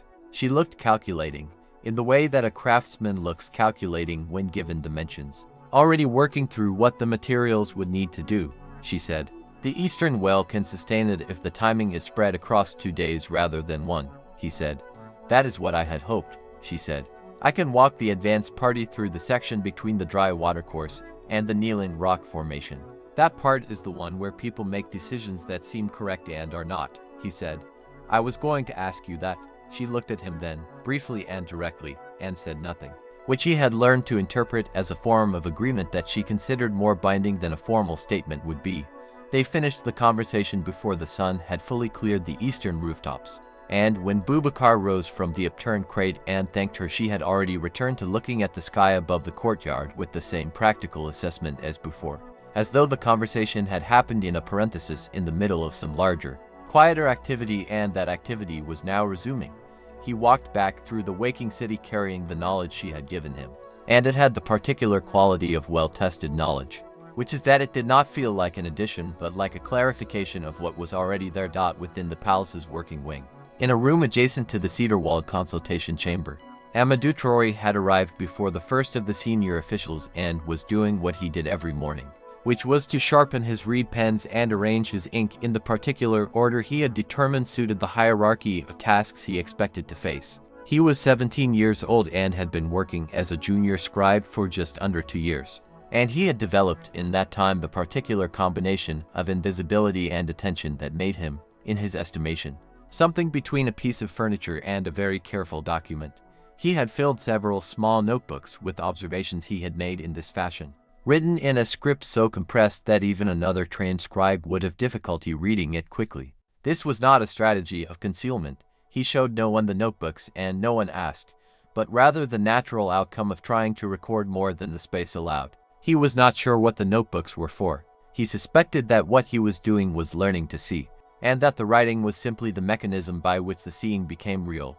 This morning his notes would include the following, though none who read this account will see the notebooks themselves. That Boubacar Diallo returned to the palace before mid-morning with a particular quality of settled resolution that Amadou had begun to associate with conversations that had gone well, as distinct from negotiations that had merely concluded. That the maps being consolidated in the treasury annex had increased in number since the previous week, which he could determine because he carried messages between the annex and the main registry and had developed a rough sense of the room's geometry, and that the cedar-walled consultation room had been used 3 times in the past 5 days by groups whose composition changed each time, suggesting not a single planning process but several parallel ones that had not yet converged. He noted these things not because he understood what they signified but because he had found that the act of noting the things he did not understand was the most reliable way to eventually understand them, or at least to have something precise to understand when the understanding finally arrived. On the other side of the palace compound, in the series of shaded courtyards that formed the residential quarters of the royal household, Mariama was conducting what she privately called the 3rd round of the herb audit. The first round, done in the early weeks of planning, had established what they had. The second round had established what they needed. The third round, which she was doing now with one of her apprentices writing figures onto a flat piece of fired clay, was establishing the difference between those 2 things in a form specific enough to give to the provisioning network. The herbs were arranged in the courtyard in a system that was hers alone, not alphabetical, not by category of ailment, but by the conditions under which they deteriorated, because the single most important variable in a long desert journey was not what you had when you started but what you still had when you needed it. The ones most sensitive to moisture were in sealed clay pots stacked against the interior wall. The ones that could withstand heat but not prolonged compression were hanging in loose bundles from the crossbeam under the shade cloth. The ones that were robust, that could survive almost anything, were in open baskets near the courtyard entrance. Because they did not require protection, her apprentice, a young woman of about 19 named Saran, wrote figures with the focused diligence of someone who had recently learned that diligence mattered and had not yet forgotten the freshness of this discovery. Mariama spoke in a steady and hurried voice, calling out quantities and qualities, noting which bundles had aged past their reliable period, which pots needed their seals retested, which of the things they had acquired from the southern markets would not survive the northern journey and needed to be substituted with equivalents available in Walado or obtained by advance order from contacts in Cairo. The mention of Cairo did not shift Mariama's tone at all, and this was notable to Saran, who was still at the age where the word Cairo produced a small internal adjustment, a slight widening, a sense of the distance of things. Mariama had been to Cairo once, long ago, on a journey she did not often discuss, and what she had brought back from it was not wonder but a detailed knowledge of which herbs were available in the physician's quarter of the city and at what approximate cost. This was, in its way, a form of wonder, though a different kind than Saran was imagining. When the audit was finished, Mariama sat for a moment in the courtyard, while Saran went to transcribe the clay tablets figures onto the linen document that would go to the provisioning office. The courtyard was quiet in the particular way that inner courtyards are quiet even in the middle of cities, sound arriving softened and altered from the streets beyond. A small bird was doing something in the date palm at the courtyard's center, a quick, repeated activity that Mariama watched without trying to name it. She was thinking about the journey the way she always thought about large undertakings, which was not about the whole thing but about the specific moments when something would be needed and whether what she had prepared would meet what the moment required. There were gaps still. There were always gaps. The question was whether the gaps were the kind you could manage by improvising from what was available or the kind that, if they opened, had no good answer. She had spent decades learning to tell the difference and she was still not certain she always could. The small bird left the date palm. The courtyard held its quiet dot beyond the palace walls, beyond the caravanserai where Binta had returned the morning sky to its own purposes, beyond the market where the neem tree stood in its self-made coolness. The roads leading northward out of Timbuktu continued into the low scrub country and then into the harder ground where the scrub thinned and the sky began to occupy more of the visible world than the earth below it. A party of 3 riders had gone out along this road in the previous days to begin placing the first elements of the relay system, the water caches, the sheltered rest points, the markers that would be recognizable to those following them.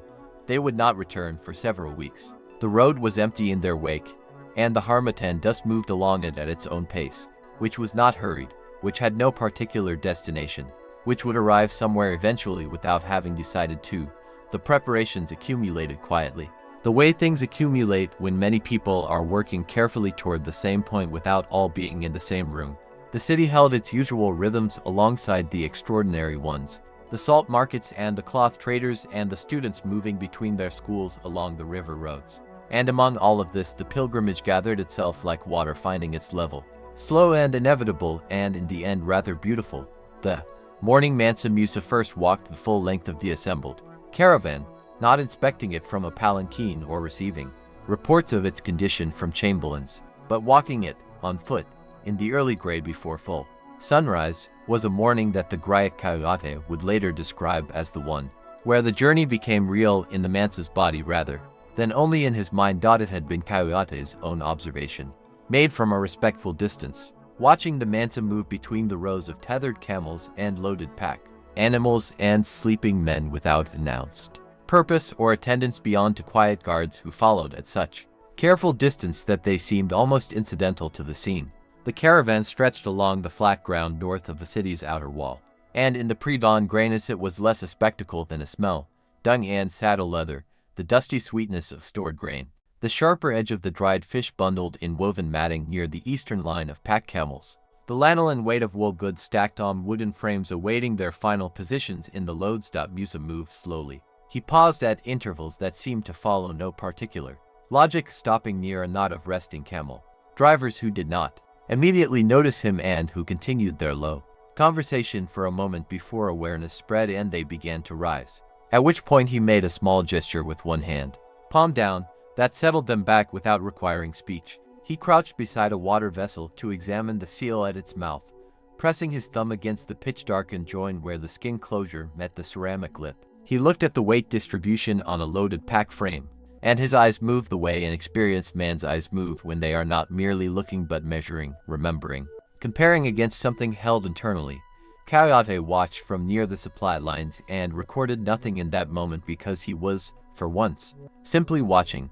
The caravan that stretched before the Mansa in the gray morning light was a thing that had grown into existence over 2 years through the accumulation of thousands of small decisions, most of them made by people the Mansa had never spoken to directly. The woman in a northern district who had spent 3 months plaiting camel hobble ropes to a specification brought to her by a trader she did not know. The craftsman in the copper quarter who had cast the fittings for the water vessels to tolerances he had discussed only with an intermediary. The boy who ran grain measurements back and forth between the granary officials and the provisioning scribes, understanding none of the larger purpose but carrying numbers with sufficient accuracy that the numbers arrived correct. All of this accumulated human effort had arrived here, in the gray morning, as a thing that breathed and smelled and shifted in its sleep. There were, by this point in the preparation, a number of figures whose count varied depending on what was being counted, the pilgrims proper, meaning those making the Hajj with sincere religious intent, numbered somewhat more than 8,000, including both those who had traveled to join the Mansa's party from distant parts of the empire and those of Timbuktu and Niani, who were to make the journey as members of the court. The soldiers, an escort of such size that it would have constituted an army in its own right in smaller states, numbered around 9,000.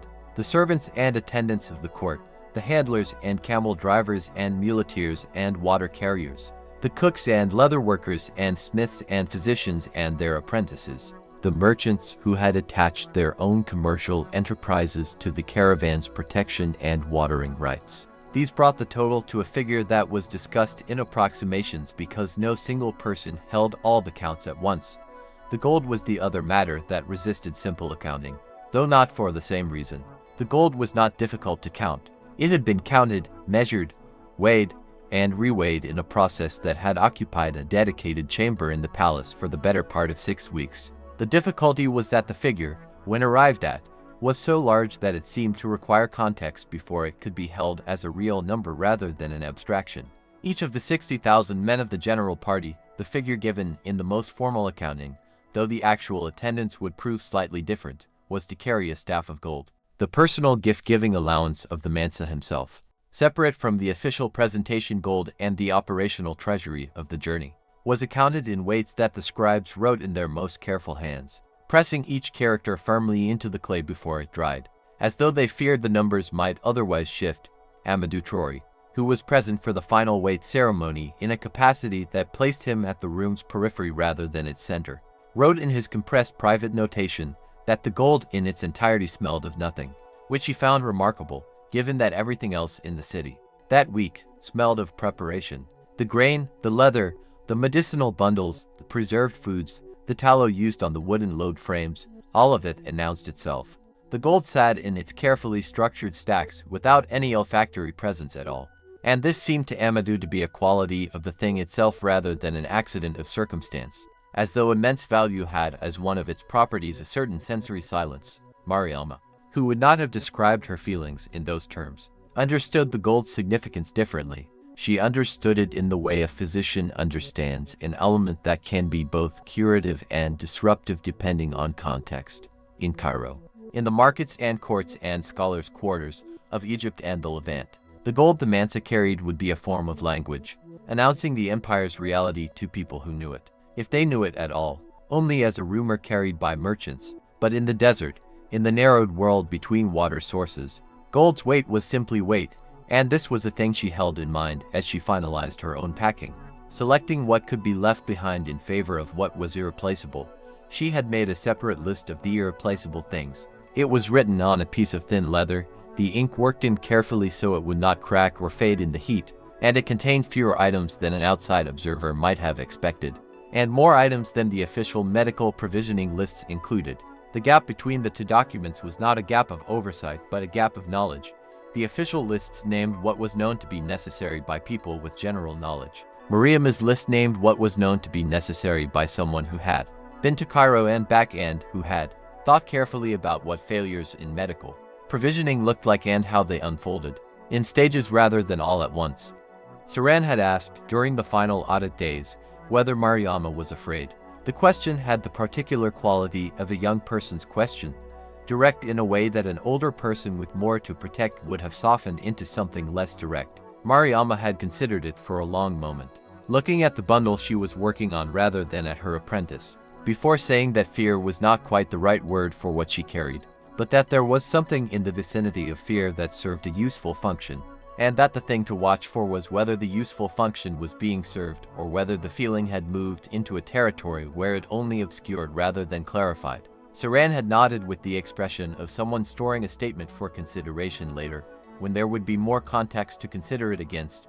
Binta, for her part, had left the city 2 days prior. She would meet the advance party at a point north of the first way station, guide them through the section of the route she had identified as navigationally treacherous, the ground near the kneeling rock formation, where the dry watercourse ran at its unexpected angle, and return to give her final report before the main body departed. She had taken 3 of her own camels and a single companion, a laconic northern trader named Hamid, who said very little and navigated by the same system of internalized landmark relationships that she did, which meant they could travel in a comfortable silence that each of them preferred to the alternative.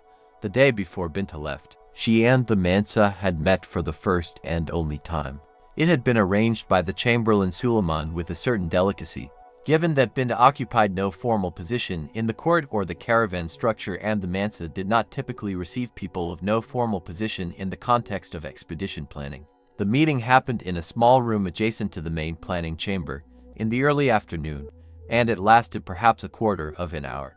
Kayode, who heard of it afterward rather than witnessing it, would note only that the Mansa had listened more than he had spoken, and that Binta had described the kneeling rock formation and the ground color shift to orange with the same matter-of-fact precision she used for everything, without adjustment for audience, and that the Mansa had asked 2 questions, both of them practical, and had thanked her without ceremony.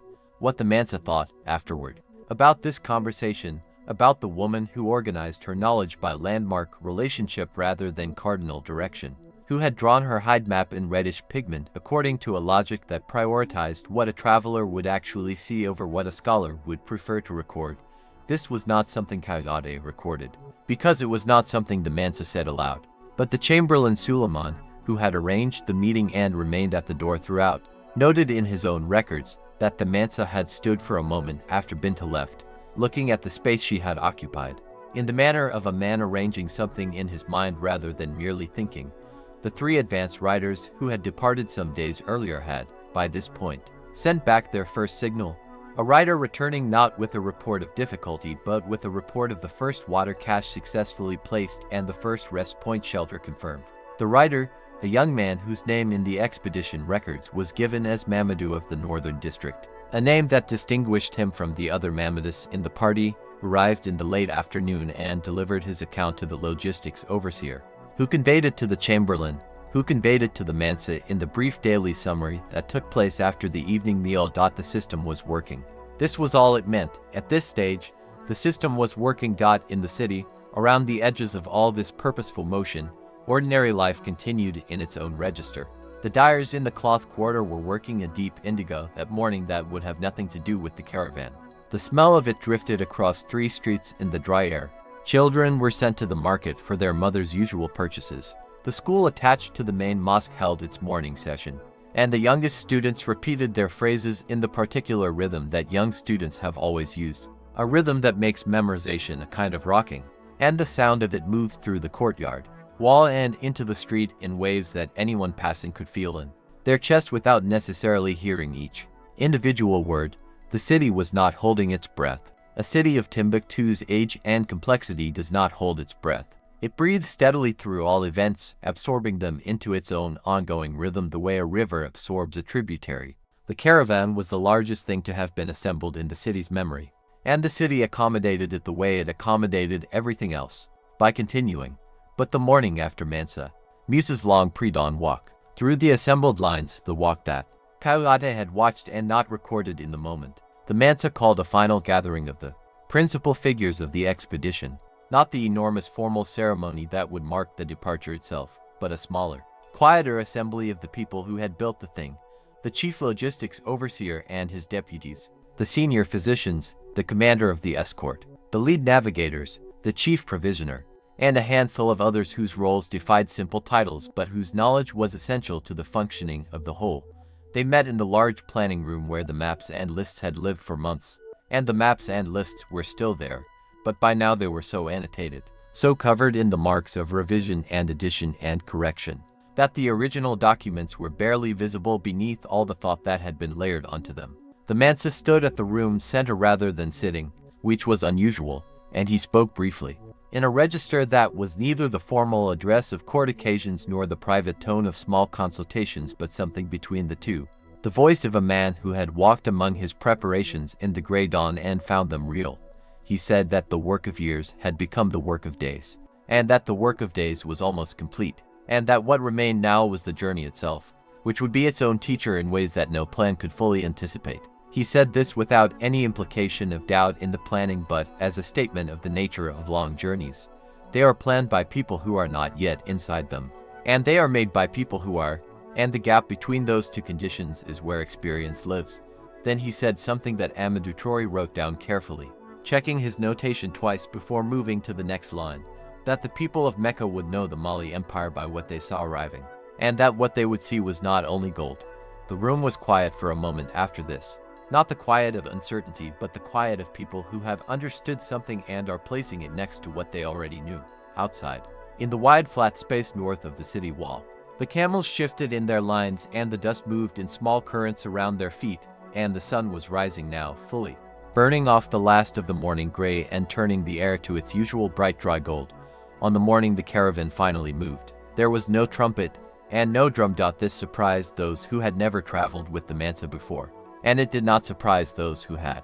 The soldiers had been told at dusk the previous evening, quietly, by their commanders. The servants had been woken in the dark by a hand on the shoulder rather than by any horn.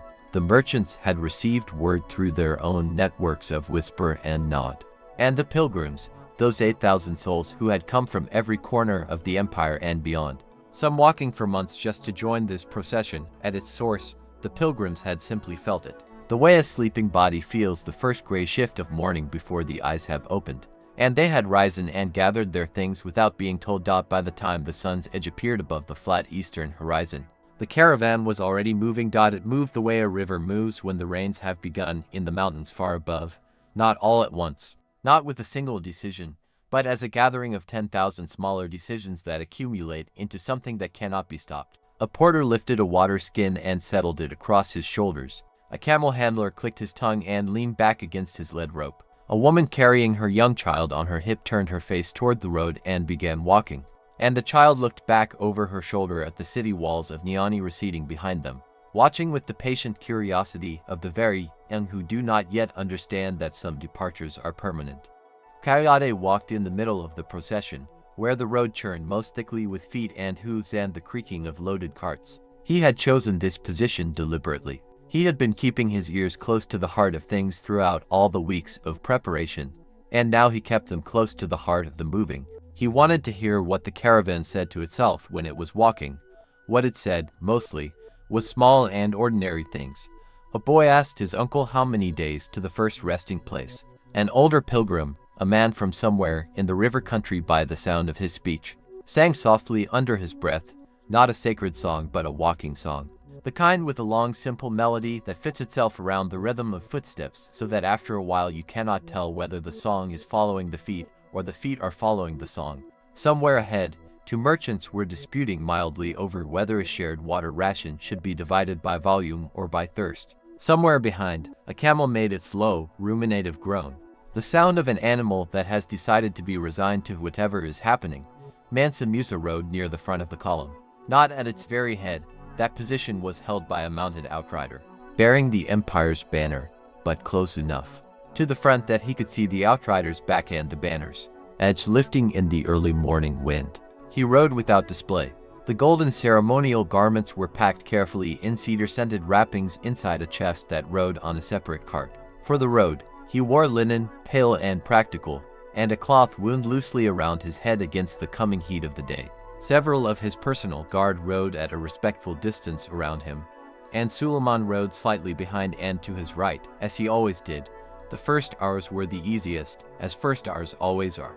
The body has not yet learned what it is asking of itself. The road out of Niani was wide and well-known, used by traders and messengers every day of the year, and it ran through a landscape of low trees and red earth that was familiar to almost everyone in the column.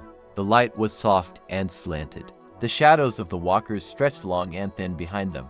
There was a quality to that first morning that several people would later try to describe and find that the right words kept moving just out of reach, something to do with the strangeness of ordinary things. The way the same road that had been walked 1,000 times suddenly became new because it was now being walked toward something that had never been attempted before on quite this scale.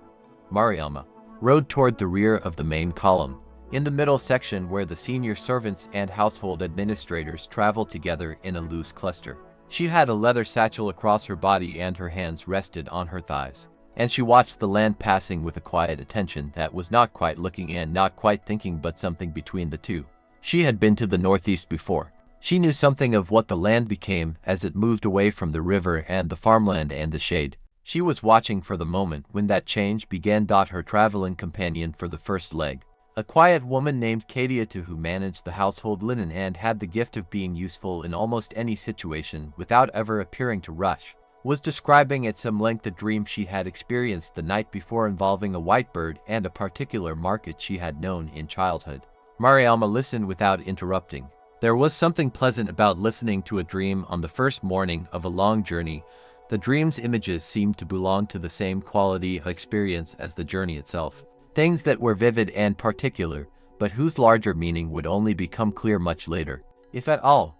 Binta had already been on the road for 11 days. She and Hamid and the small advance party were by now deep in the terrain between the Niger and the desert's first real breath, the zone where the land gradually thins itself, where the trees become shorter and more widely spaced and the grass between them paler and more sparse, where the sky seems to widen overhead as though the horizon has been pushed back by some patient and indifferent force.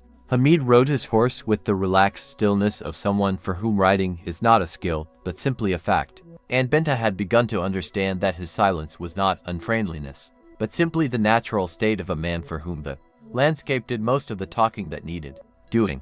She had her own observations to make, and she made them carefully, noting in a small book the quality of the ground at each rest point, the distance between reliable shade and the next, the direction of the wind at midday, the signs of recent animal movement near water sources. The notes were technical and would be useful, but alongside the useful notes, almost without deciding to, she also wrote other things: the color of a particular stone formation at the hour before sunset, the sound a certain bird made from inside a thorn tree, the way the dust settled after a breeze in fine veils rather than all at once. These notes had no practical purpose. She kept them anyway. The water cache Mamadou had confirmed was there, precisely where the northern trader's knowledge had placed it, a covered cistern built into a natural rock depression, sealed against evaporation and contamination by a heavy fitted stone lid that two people could lift together and one could not. Hamid had examined it without ceremony, nodded once, and replaced the cover. Binta had drawn a small map of the approach in her book, including to landmarks that would be visible from a distance in the morning light. When the caravan's advance riders reached this point, they would find her notation in the cache, scratched on a piece of smooth leather, giving the approach direction and the water quality and the condition of the ground around it.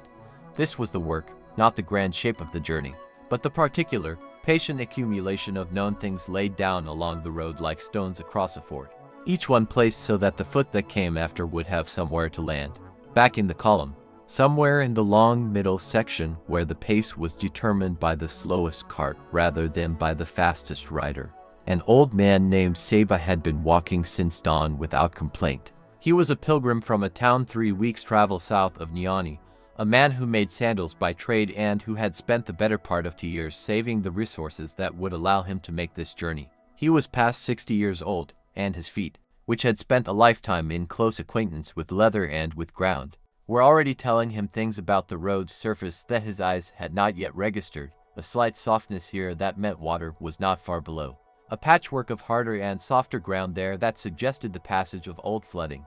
He was not a man who thought much in large concepts. He did not think about empires or about what it meant for his Mansa to bring such a procession to the holy city. He thought about the step in front of him and then the step after that, and about whether his water would last to midday, and about a prayer he wished to say when he finally reached the place he had been told was the most sacred on earth. He had a small wooden disc he carried in a leather pouch at his belt, worn smooth by years of handling, and he turned it between his fingers as he walked, not as a counting gesture, but simply because the familiar smoothness of it was a comfort that cost nothing. The day built its heat slowly and then all at once. As days in that season did by mid-morning, the shadows had pulled themselves back beneath the feet of the walkers and the light had hardened from gold to white. The column had spread itself somewhat along the road, the first natural sorting of any long march, where the faster travelers drift ahead and the slower ones fall gradually back and the great body of the middle settles into its true pace. Water skins were opened and closed with the discipline of people who had been told many times that the distance between water points was not forgiving of carelessness. The Mansa had not spoken much during the morning's riding. Suleiman had matched his silence, as was his way, the silence of a man who distinguished between the different qualities of quiet and understood which kind did not want company. At one point, the Mansa had paused his horse on a slight rise and turned to look back along the column. And what he saw had taken him a moment to process, the sheer living length of it. The river of people and animals and cargo stretching back along the road until the dust and distance blurred it into a kind of moving haze. Tens of thousands of lives all pointed in the same direction, all carrying the same morning. He did not say anything about it to Suleiman. He did not need to.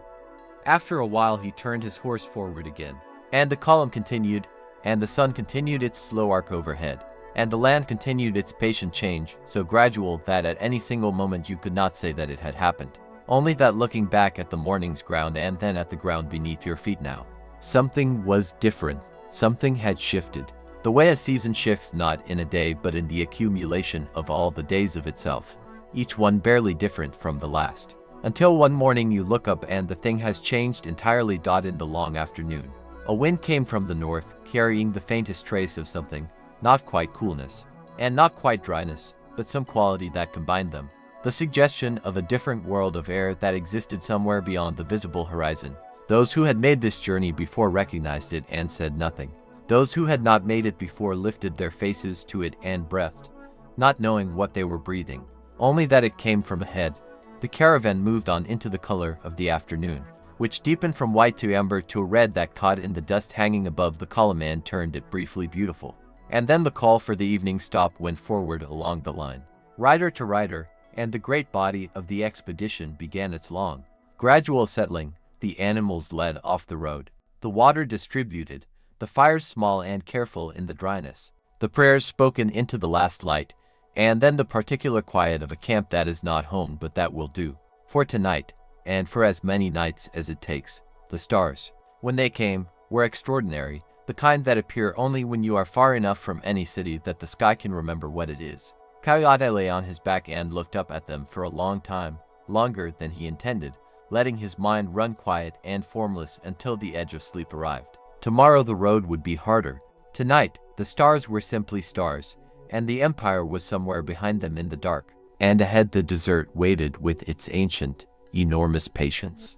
And the first day was done. The morning of the second day arrived not with light but with sound, before the eastern horizon had given any color at all. The camels began their low, resonant grumbling, that particular note somewhere between complaint and contentment that experienced handlers knew to read as readiness. The sound moved through the camp in waves, each animal seeming to rouse its neighbor, until the whole of the caravan's beast lines was producing a soft, continuous vibration that those sleeping nearest to them felt more in the chest than heard with the ear. Coyote was already awake. He had been awake, in fact, for some time before the camels stirred, lying on his side with his eyes open to the dark, attending to the camp's breathing. A griot's work during the hours of travel was visible enough, position in the column, the note-taking, the deliberate listening. But the work that happened at the edges of sleep was different in character, quieter in method, and in many ways more important. What a camp sounded like at the third hour before dawn told its own kind of story. Who slept easily, who turned often, where the low voices of the restless gathered and what register they used. Kayode had learned years ago not to resist waking at such hours but to lie still and receive what the night offered. What it offered this second night, he decided, was steadiness. The breathing of 10,000 people is not silence. It has a quality closer to water moving over smooth stone, continuous, varied at the small scale, but consistent in its overall direction. He had heard that sound shift, on other journeys, into something more fitful, more broken. He had heard it on the eve of difficult things, but tonight it was smooth, and that smoothness had something to do, he thought, with the extraordinary stars, which were still present above him as he lay looking up, fading now at their westernmost edges as the sky began the long process of becoming day. He rose quietly, wound his outer cloth against the morning cold, and walked the short distance to where his writing materials were kept wrapped in oiled leather. He did not light a lamp. There was enough gray in the sky, finally, to see the outline of his own hand, and he sat and wrote in that dimness with the careful, abbreviated script he used for notes that would be expanded later, shorthand for sensation, for atmosphere, for the quality of a moment that longer language might dilute. He wrote, second dawn, camels before light, steadiness in the breathing, stars still west. And then, because the morning was cold and the moment had something in it that deserved stillness, he put down the reed and simply sat. Seba the sandal maker rose with the camels. He had always been an early riser, the craft demanded it, since the best hours for certain kinds of stitching were the cool ones before the day's heat softened the leather and made it want to stretch beyond its intended shape. 60-some years of that habit had made early waking feel simply like the natural state of morning, and he moved through the breaking camp with the unhurried ease of a man who knew he had time and did not need to demonstrate the fact to anyone. He had slept better than he expected. The ground in this part of the savannah was not soft, but it was level, and he had learned decades ago to appreciate levelness above softness when choosing where to lay a sleeping mat. Soft ground that sloped would undo a night's rest regardless of its other qualities. He had found a patch near a low outcropping that broke the wind from the north, spread his mat with the worn blanket folded beneath it for extra thickness, and slept with something approaching satisfaction from just past prayers until the camels woke him. Now he sat with his back against the same outcropping, eating the small meal he had prepared himself from what he carried, dried millet pressed into a cake, a handful of roasted seeds, water from the skin he had refilled at the first cast the day before. He ate slowly, chewing each mouthful more than was strictly necessary, as he had always done, because his mother had told him that eating quickly was a form of ingratitude toward whoever had grown the food, and because in recent years his teeth had given him reasons of their own to go carefully. Around him the camp was dismantling itself with practiced efficiency. He watched this with genuine interest, because the organization of it was unlike anything in his ordinary experience. In Niani, where he had spent the weeks before departure staying with a cousin, he had observed the market's daily setup and had thought it impressively coordinated. The camp's transformation from sleeping place to moving column put the market to shame in terms of pure logistical beauty. There was a sequence to it that was almost musical, the animal lines first, then the heavy goods, then the tents and sleeping equipment, and all of it flowing toward a central consolidation point in a way that left no obvious confusion at the edges. He finished his millet cake, brushed the crumbs from his robe with the methodical tidiness that was natural to him, and began rolling his sleeping mat. He thought, as he rolled, about yesterday's steps. He thought in steps. He always had. Other people might think in distances, days of travel, leagues, the names of places, but Seba thought in the accumulated physical experience of movement, the count that his body kept even when his mind was elsewhere. Yesterday he had walked perhaps 25,000 steps. He knew this not because he had counted them, but because he knew, from long experience, what a day of walking felt like in the arches of his feet and the backs of his knees. 25,000 steps was not his limit.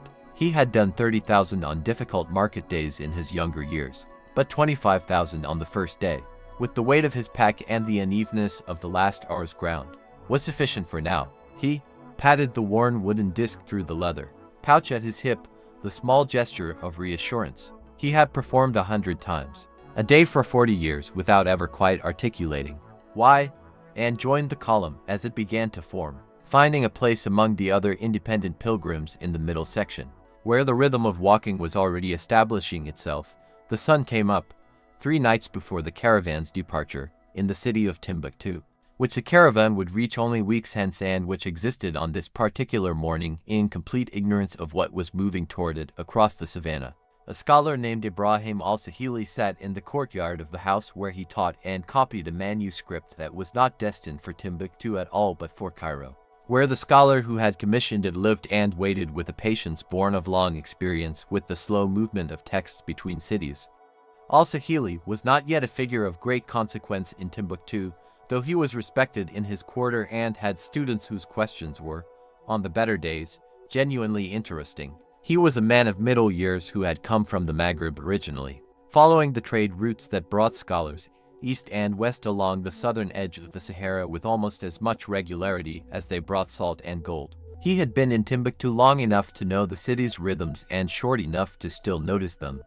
He did not know, on this morning, that the ruler of the empire in whose territory his adopted city sat was currently sleeping on the open savannah several weeks' travel to the southwest, preparing to lead the largest procession of pilgrims this part of the world had assembled in living memory. The news of the pilgrimage had reached Timbuktu weeks ago, of course, and was a matter of considerable local interest, questions of supply, of accommodation for the thousands of people who would require it as the caravan passed through, of the ceremonial arrangements that the city's leadership was already beginning to negotiate and renegotiate among themselves with the competitive energy that city leaderships brought to all questions touching on prestige. Al-Sahili was aware of these conversations but not deeply engaged in them. He was a scholar. His concerns were the manuscript in front of him, the students he would receive in the afternoon, the letter he had been meaning to write to a colleague in Fez for 3 months and had not yet managed to begin. But something in the air of the city had shifted in the past weeks. He noticed it the way one notices a change in season, not in any single observable thing but in the aggregate texture of daily life, in the quality of people's attention when the subject of the caravan came up in conversation, in the slight quickening of pace in the markets, in the merchants who were already calculating what an influx of pilgrims and the Mansa's legendary generosity might mean for their particular goods and their particular prices. He copied his manuscript in the early morning light, listening to the birds in the fig tree in the corner of the courtyard, and was only slightly aware of any of this. Back on the savannah, far to the southwest, the second day's march had found its stride.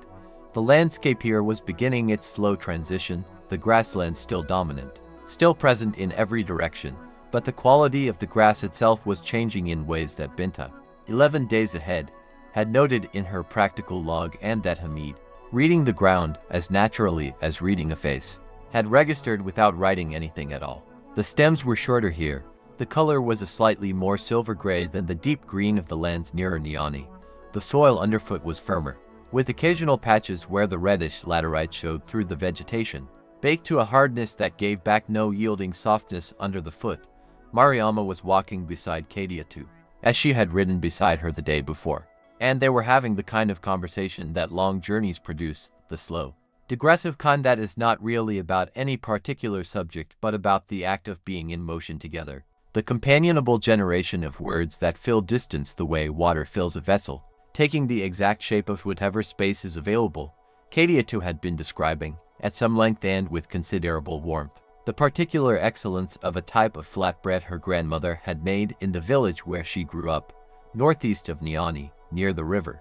The bread involved a quantity of millet, a proportion of sorghum, something she described as the ash from a particular wood used in the preparation, and a cooking method that required a covered clay vessel and specific timing that Kadia too could describe in general terms but admitted she had never quite successfully reproduced. The ash changes the color, she was saying, adjusting the folded cloth she wore over her head against the growing heat, not unpleasantly, a gray-blue, a little, and it changes something in the texture too, not soft exactly, but yielding in a way that ordinary flatbread is not.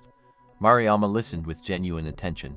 She was beginning to understand, been in the habit of thinking about this journey almost entirely in terms of its destination, the holy city, the prayers, the completion of an obligation she had held in mind for many years. The conversation of the first 2 days, first with Suleiman and now with Kadia too, was doing something to that habit. It was inserting the journey itself into her awareness, making it present and particular in a way that the abstract idea of pilgrimage had not quite achieved. My mother made a bread with tamarind, she offered, after a moment. The sourness of it was extraordinary. Not sharp, deeper than that. Like something the bread had been thinking about for a long time. Kadiata laughed. And the sound of it was easy and unperformed. And Mariama found herself smiling in response. The column moved through the warming morning around them. 50,000 heartbeats advancing one collective step at a time across a land that grew wider and emptier the further north it looked. And the silver-gray grass bent slightly in the same north wind that had arrived the previous afternoon and had not left Dot at the front of the column, where the outrider carried the Empire's banner.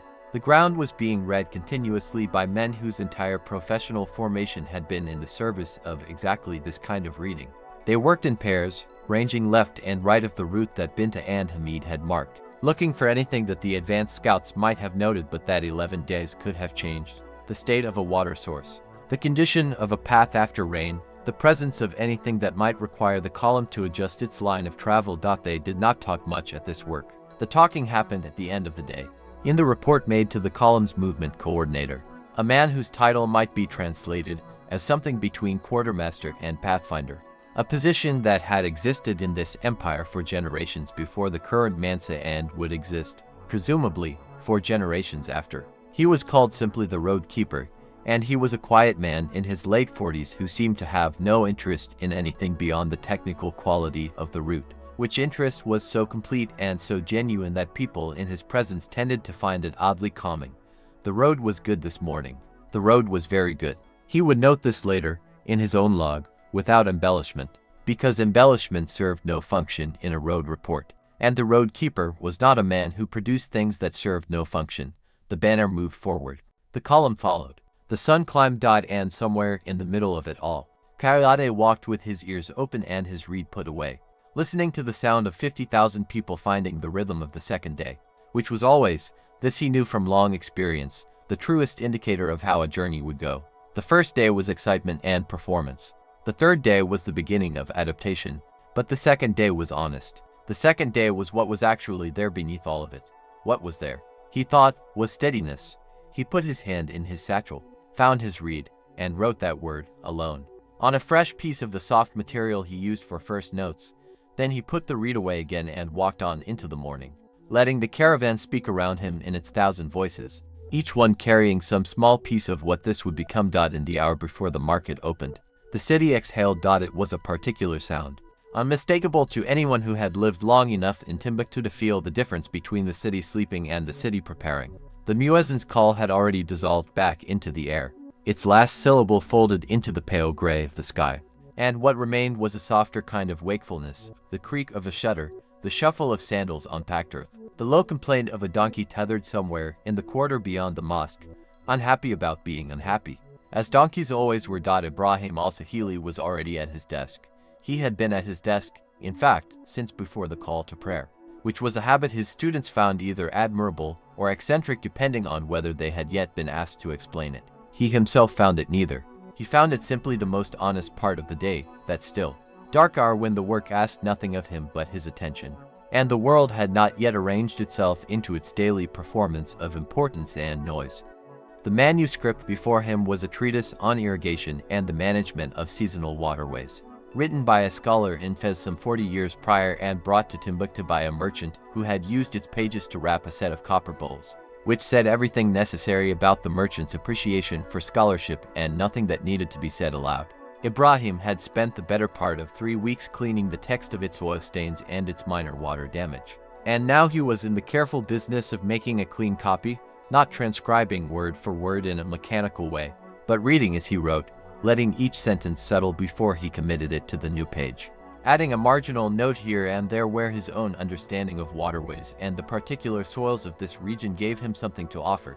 His courtyard was small. This was something he had grown into appreciating rather than resenting, when he had first arrived in Timbuktu from the Maghreb, years ago now. Enough years that he had stopped counting them precisely and started counting them only as blocks of seasons. The courtyard had seemed barely adequate. Back home, in the city of his childhood, courtyards were generous things, built for shade and conversation and the slow passage of afternoon heat. Here the courtyard was practical, a fig tree that gave real shade, a small basin for water, a bench where students could sit and review their work while he received others inside. Over time the fig tree had grown into something genuinely beautiful. its roots cracking the tiles in one corner in a way he had decided to call organic rather than inconvenient. He could hear the city waking through the courtyard wall. More precisely, he could hear the quarter waking.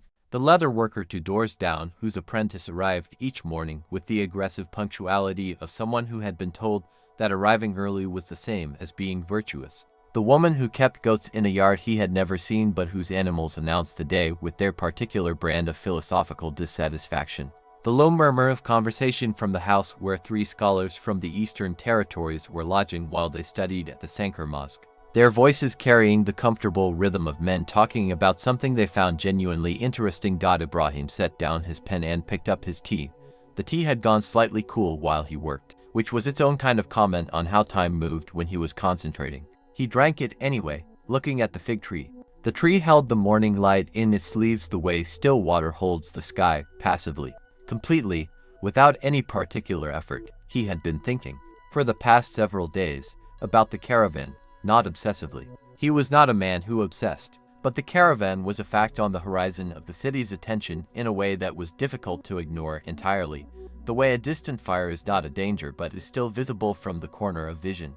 The city leadership had been in quiet negotiation for weeks about the ceremonial arrangements, where the Mansa would be received, which scholars would be presented, what the city owed in terms of formal hospitality to an emperor who was also a pilgrim, which was an unusual combination that required some diplomatic delicacy.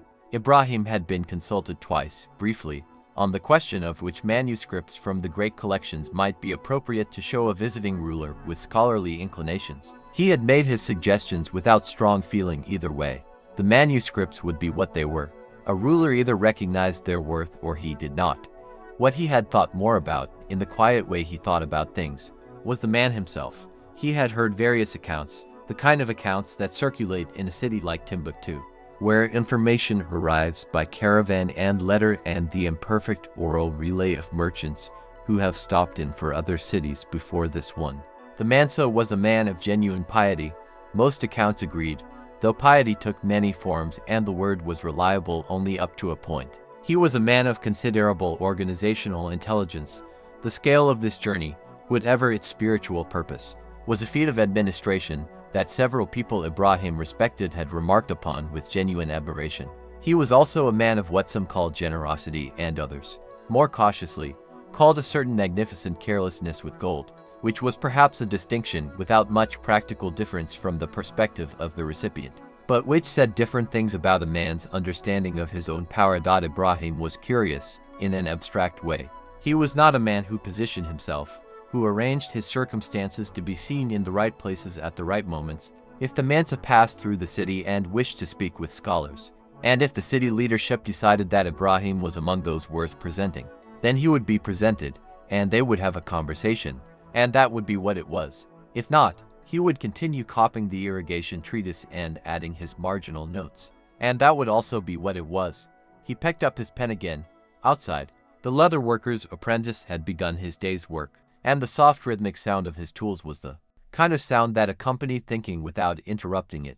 The morning moved forward in the way mornings in Timbuktu moved in those years, with a certain unhurried gravity, as though the city understood its own weight in the world and felt no need to prove it through haste. By the time the sun had climbed far enough to throw a proper shadow from the mosque's western minaret, the marketplace would be fully alive, and the scholars' quarter would have settled into its working home. And somewhere in the routes to the south, the caravan would be making its own unhurried progress through the Sal's thinning grass. These 2 facts, the city and the caravan, existed in parallel, not yet touching, like 2 rivers running through different landscapes toward the same eventual confluence. Ibrahim did not know yet what that confluence would mean for him personally. He would not have predicted it. He was not a man who predicted his own significance. He understood manuscripts, irrigation, the way knowledge moved across the world in the hands of people who were usually thinking about something else. He understood the particular quality of early morning light on a fig tree. He understood the difference between information and understanding, and the longer and more uncertain distance between understanding and wisdom. He did not know, on that morning, with the city waking gently around his courtyard walls and his tea growing cold and the leather worker's apprentice finding his rhythm 2 doors down, that the caravan moving toward Timbuktu would alter the shape of his life entirely, that he would leave with it, not returning to the Maghreb as he had sometimes thought he might, but going instead north and east, and then south again, becoming something he had no name for yet, a builder and a teacher in a different register. A man whose courtyard in the end would be the city itself. He finished the page he was working on, cleaned his pen, and turned to the next. The fig tree held its light. The city breathed around him, warm and ordinary and complete, and somewhere south, still 2 days out by the reckoning of the road-keeper's careful log, 60,000 people were eating the first meal of the third day, the smoke of their cooking fires rising into the pale early air in a column visible on a clear morning from the higher rooftops of the city that was waiting to receive them. On those rooftops, early risers had already begun to look south with the habitual attentiveness of people who know that something is coming, without knowing yet what it will feel like when it arrives. A grain merchant who had climbed to check the condition of his dried stores stood at the parapet with his hand shading his eyes, looking at the horizon, then looked away and went back to his inventory. Because the horizon showed nothing yet and grain does not wait, a young girl on a neighboring roof, sent to hang washing in the morning air, stood longer than was strictly necessary, looking at the same pale southern sky. She was 11 years old and had been told about the Mansa's caravan by her uncle, who had a tendency to describe large things in ways that made them larger, so she was expecting something on the scale of a moving city. A glittering mass of gold and silk and camels that would fill the horizon from edge to edge. Her uncle was not wrong, exactly. But 11 years old and a tendency toward literal interpretation made the gap between the telling and the eventual arrival something she would spend a long time turning over, trying to understand what it meant that something enormous could approach so gradually, could be so undeniable and yet arrive so quietly, as though the world were simply rearranging itself around a new fact, without any particular announcement. She hung the washing, the shirts and wraps moved. In the small morning wind, the horizon stayed pale and still and full of what had not yet arrived. Below, in the street, a water carrier was making his first round of the morning. The clay vessels balanced with practiced ease. His footsteps the particular quiet rhythm of someone who has carried weight so long that the weight has become simply the shape of his moving. He greeted the grain merchant at the base of his building, accepted the coin that was offered, and moved on, thinking about water, and the next house, and whether his youngest daughter's cough had improved overnight, and not at all about the caravan, or rather, thinking about it in the peripheral way that large events inhabit ordinary lives, present and not quite present, a hum beneath the real business of getting through the day with care. This was the city, then, in its texture and its ordinaries and its small readinesses, the scholar at his desk, the girl on the roof, the water carrier in the street, the apprentice with his tools, the goats with their morning philosophy, the fig tree in the small courtyard that knew nothing of caravans and emperors and pilgrimages to distant holy cities, and was the better for it. The caravan would arrive, in its time. The city would receive it, in the way that cities receive the things that change them, first with the outward preparations, the arrangements and the formalities and the streets cleared for passage, and then, more slowly, more privately, in the adjustments that happened not in ceremonies but in conversations, in the rearrangement of what people expected, in the quiet after the crowd had gone, when someone sat with the fact of what they had witnessed and tried to understand what it meant that they had been there, that the enormous thing had passed through their ordinary life and left it outwardly the same and inwardly different in ways that would take years to name. Ibrahim turned another page. The morning light moved across the fig tree's leaves. The city of Timbuktu went about the serious and necessary work of being itself on an ordinary morning, and the day before the caravan arrived was, as all such days are, simply the last day before the world changed, looking no different than any other.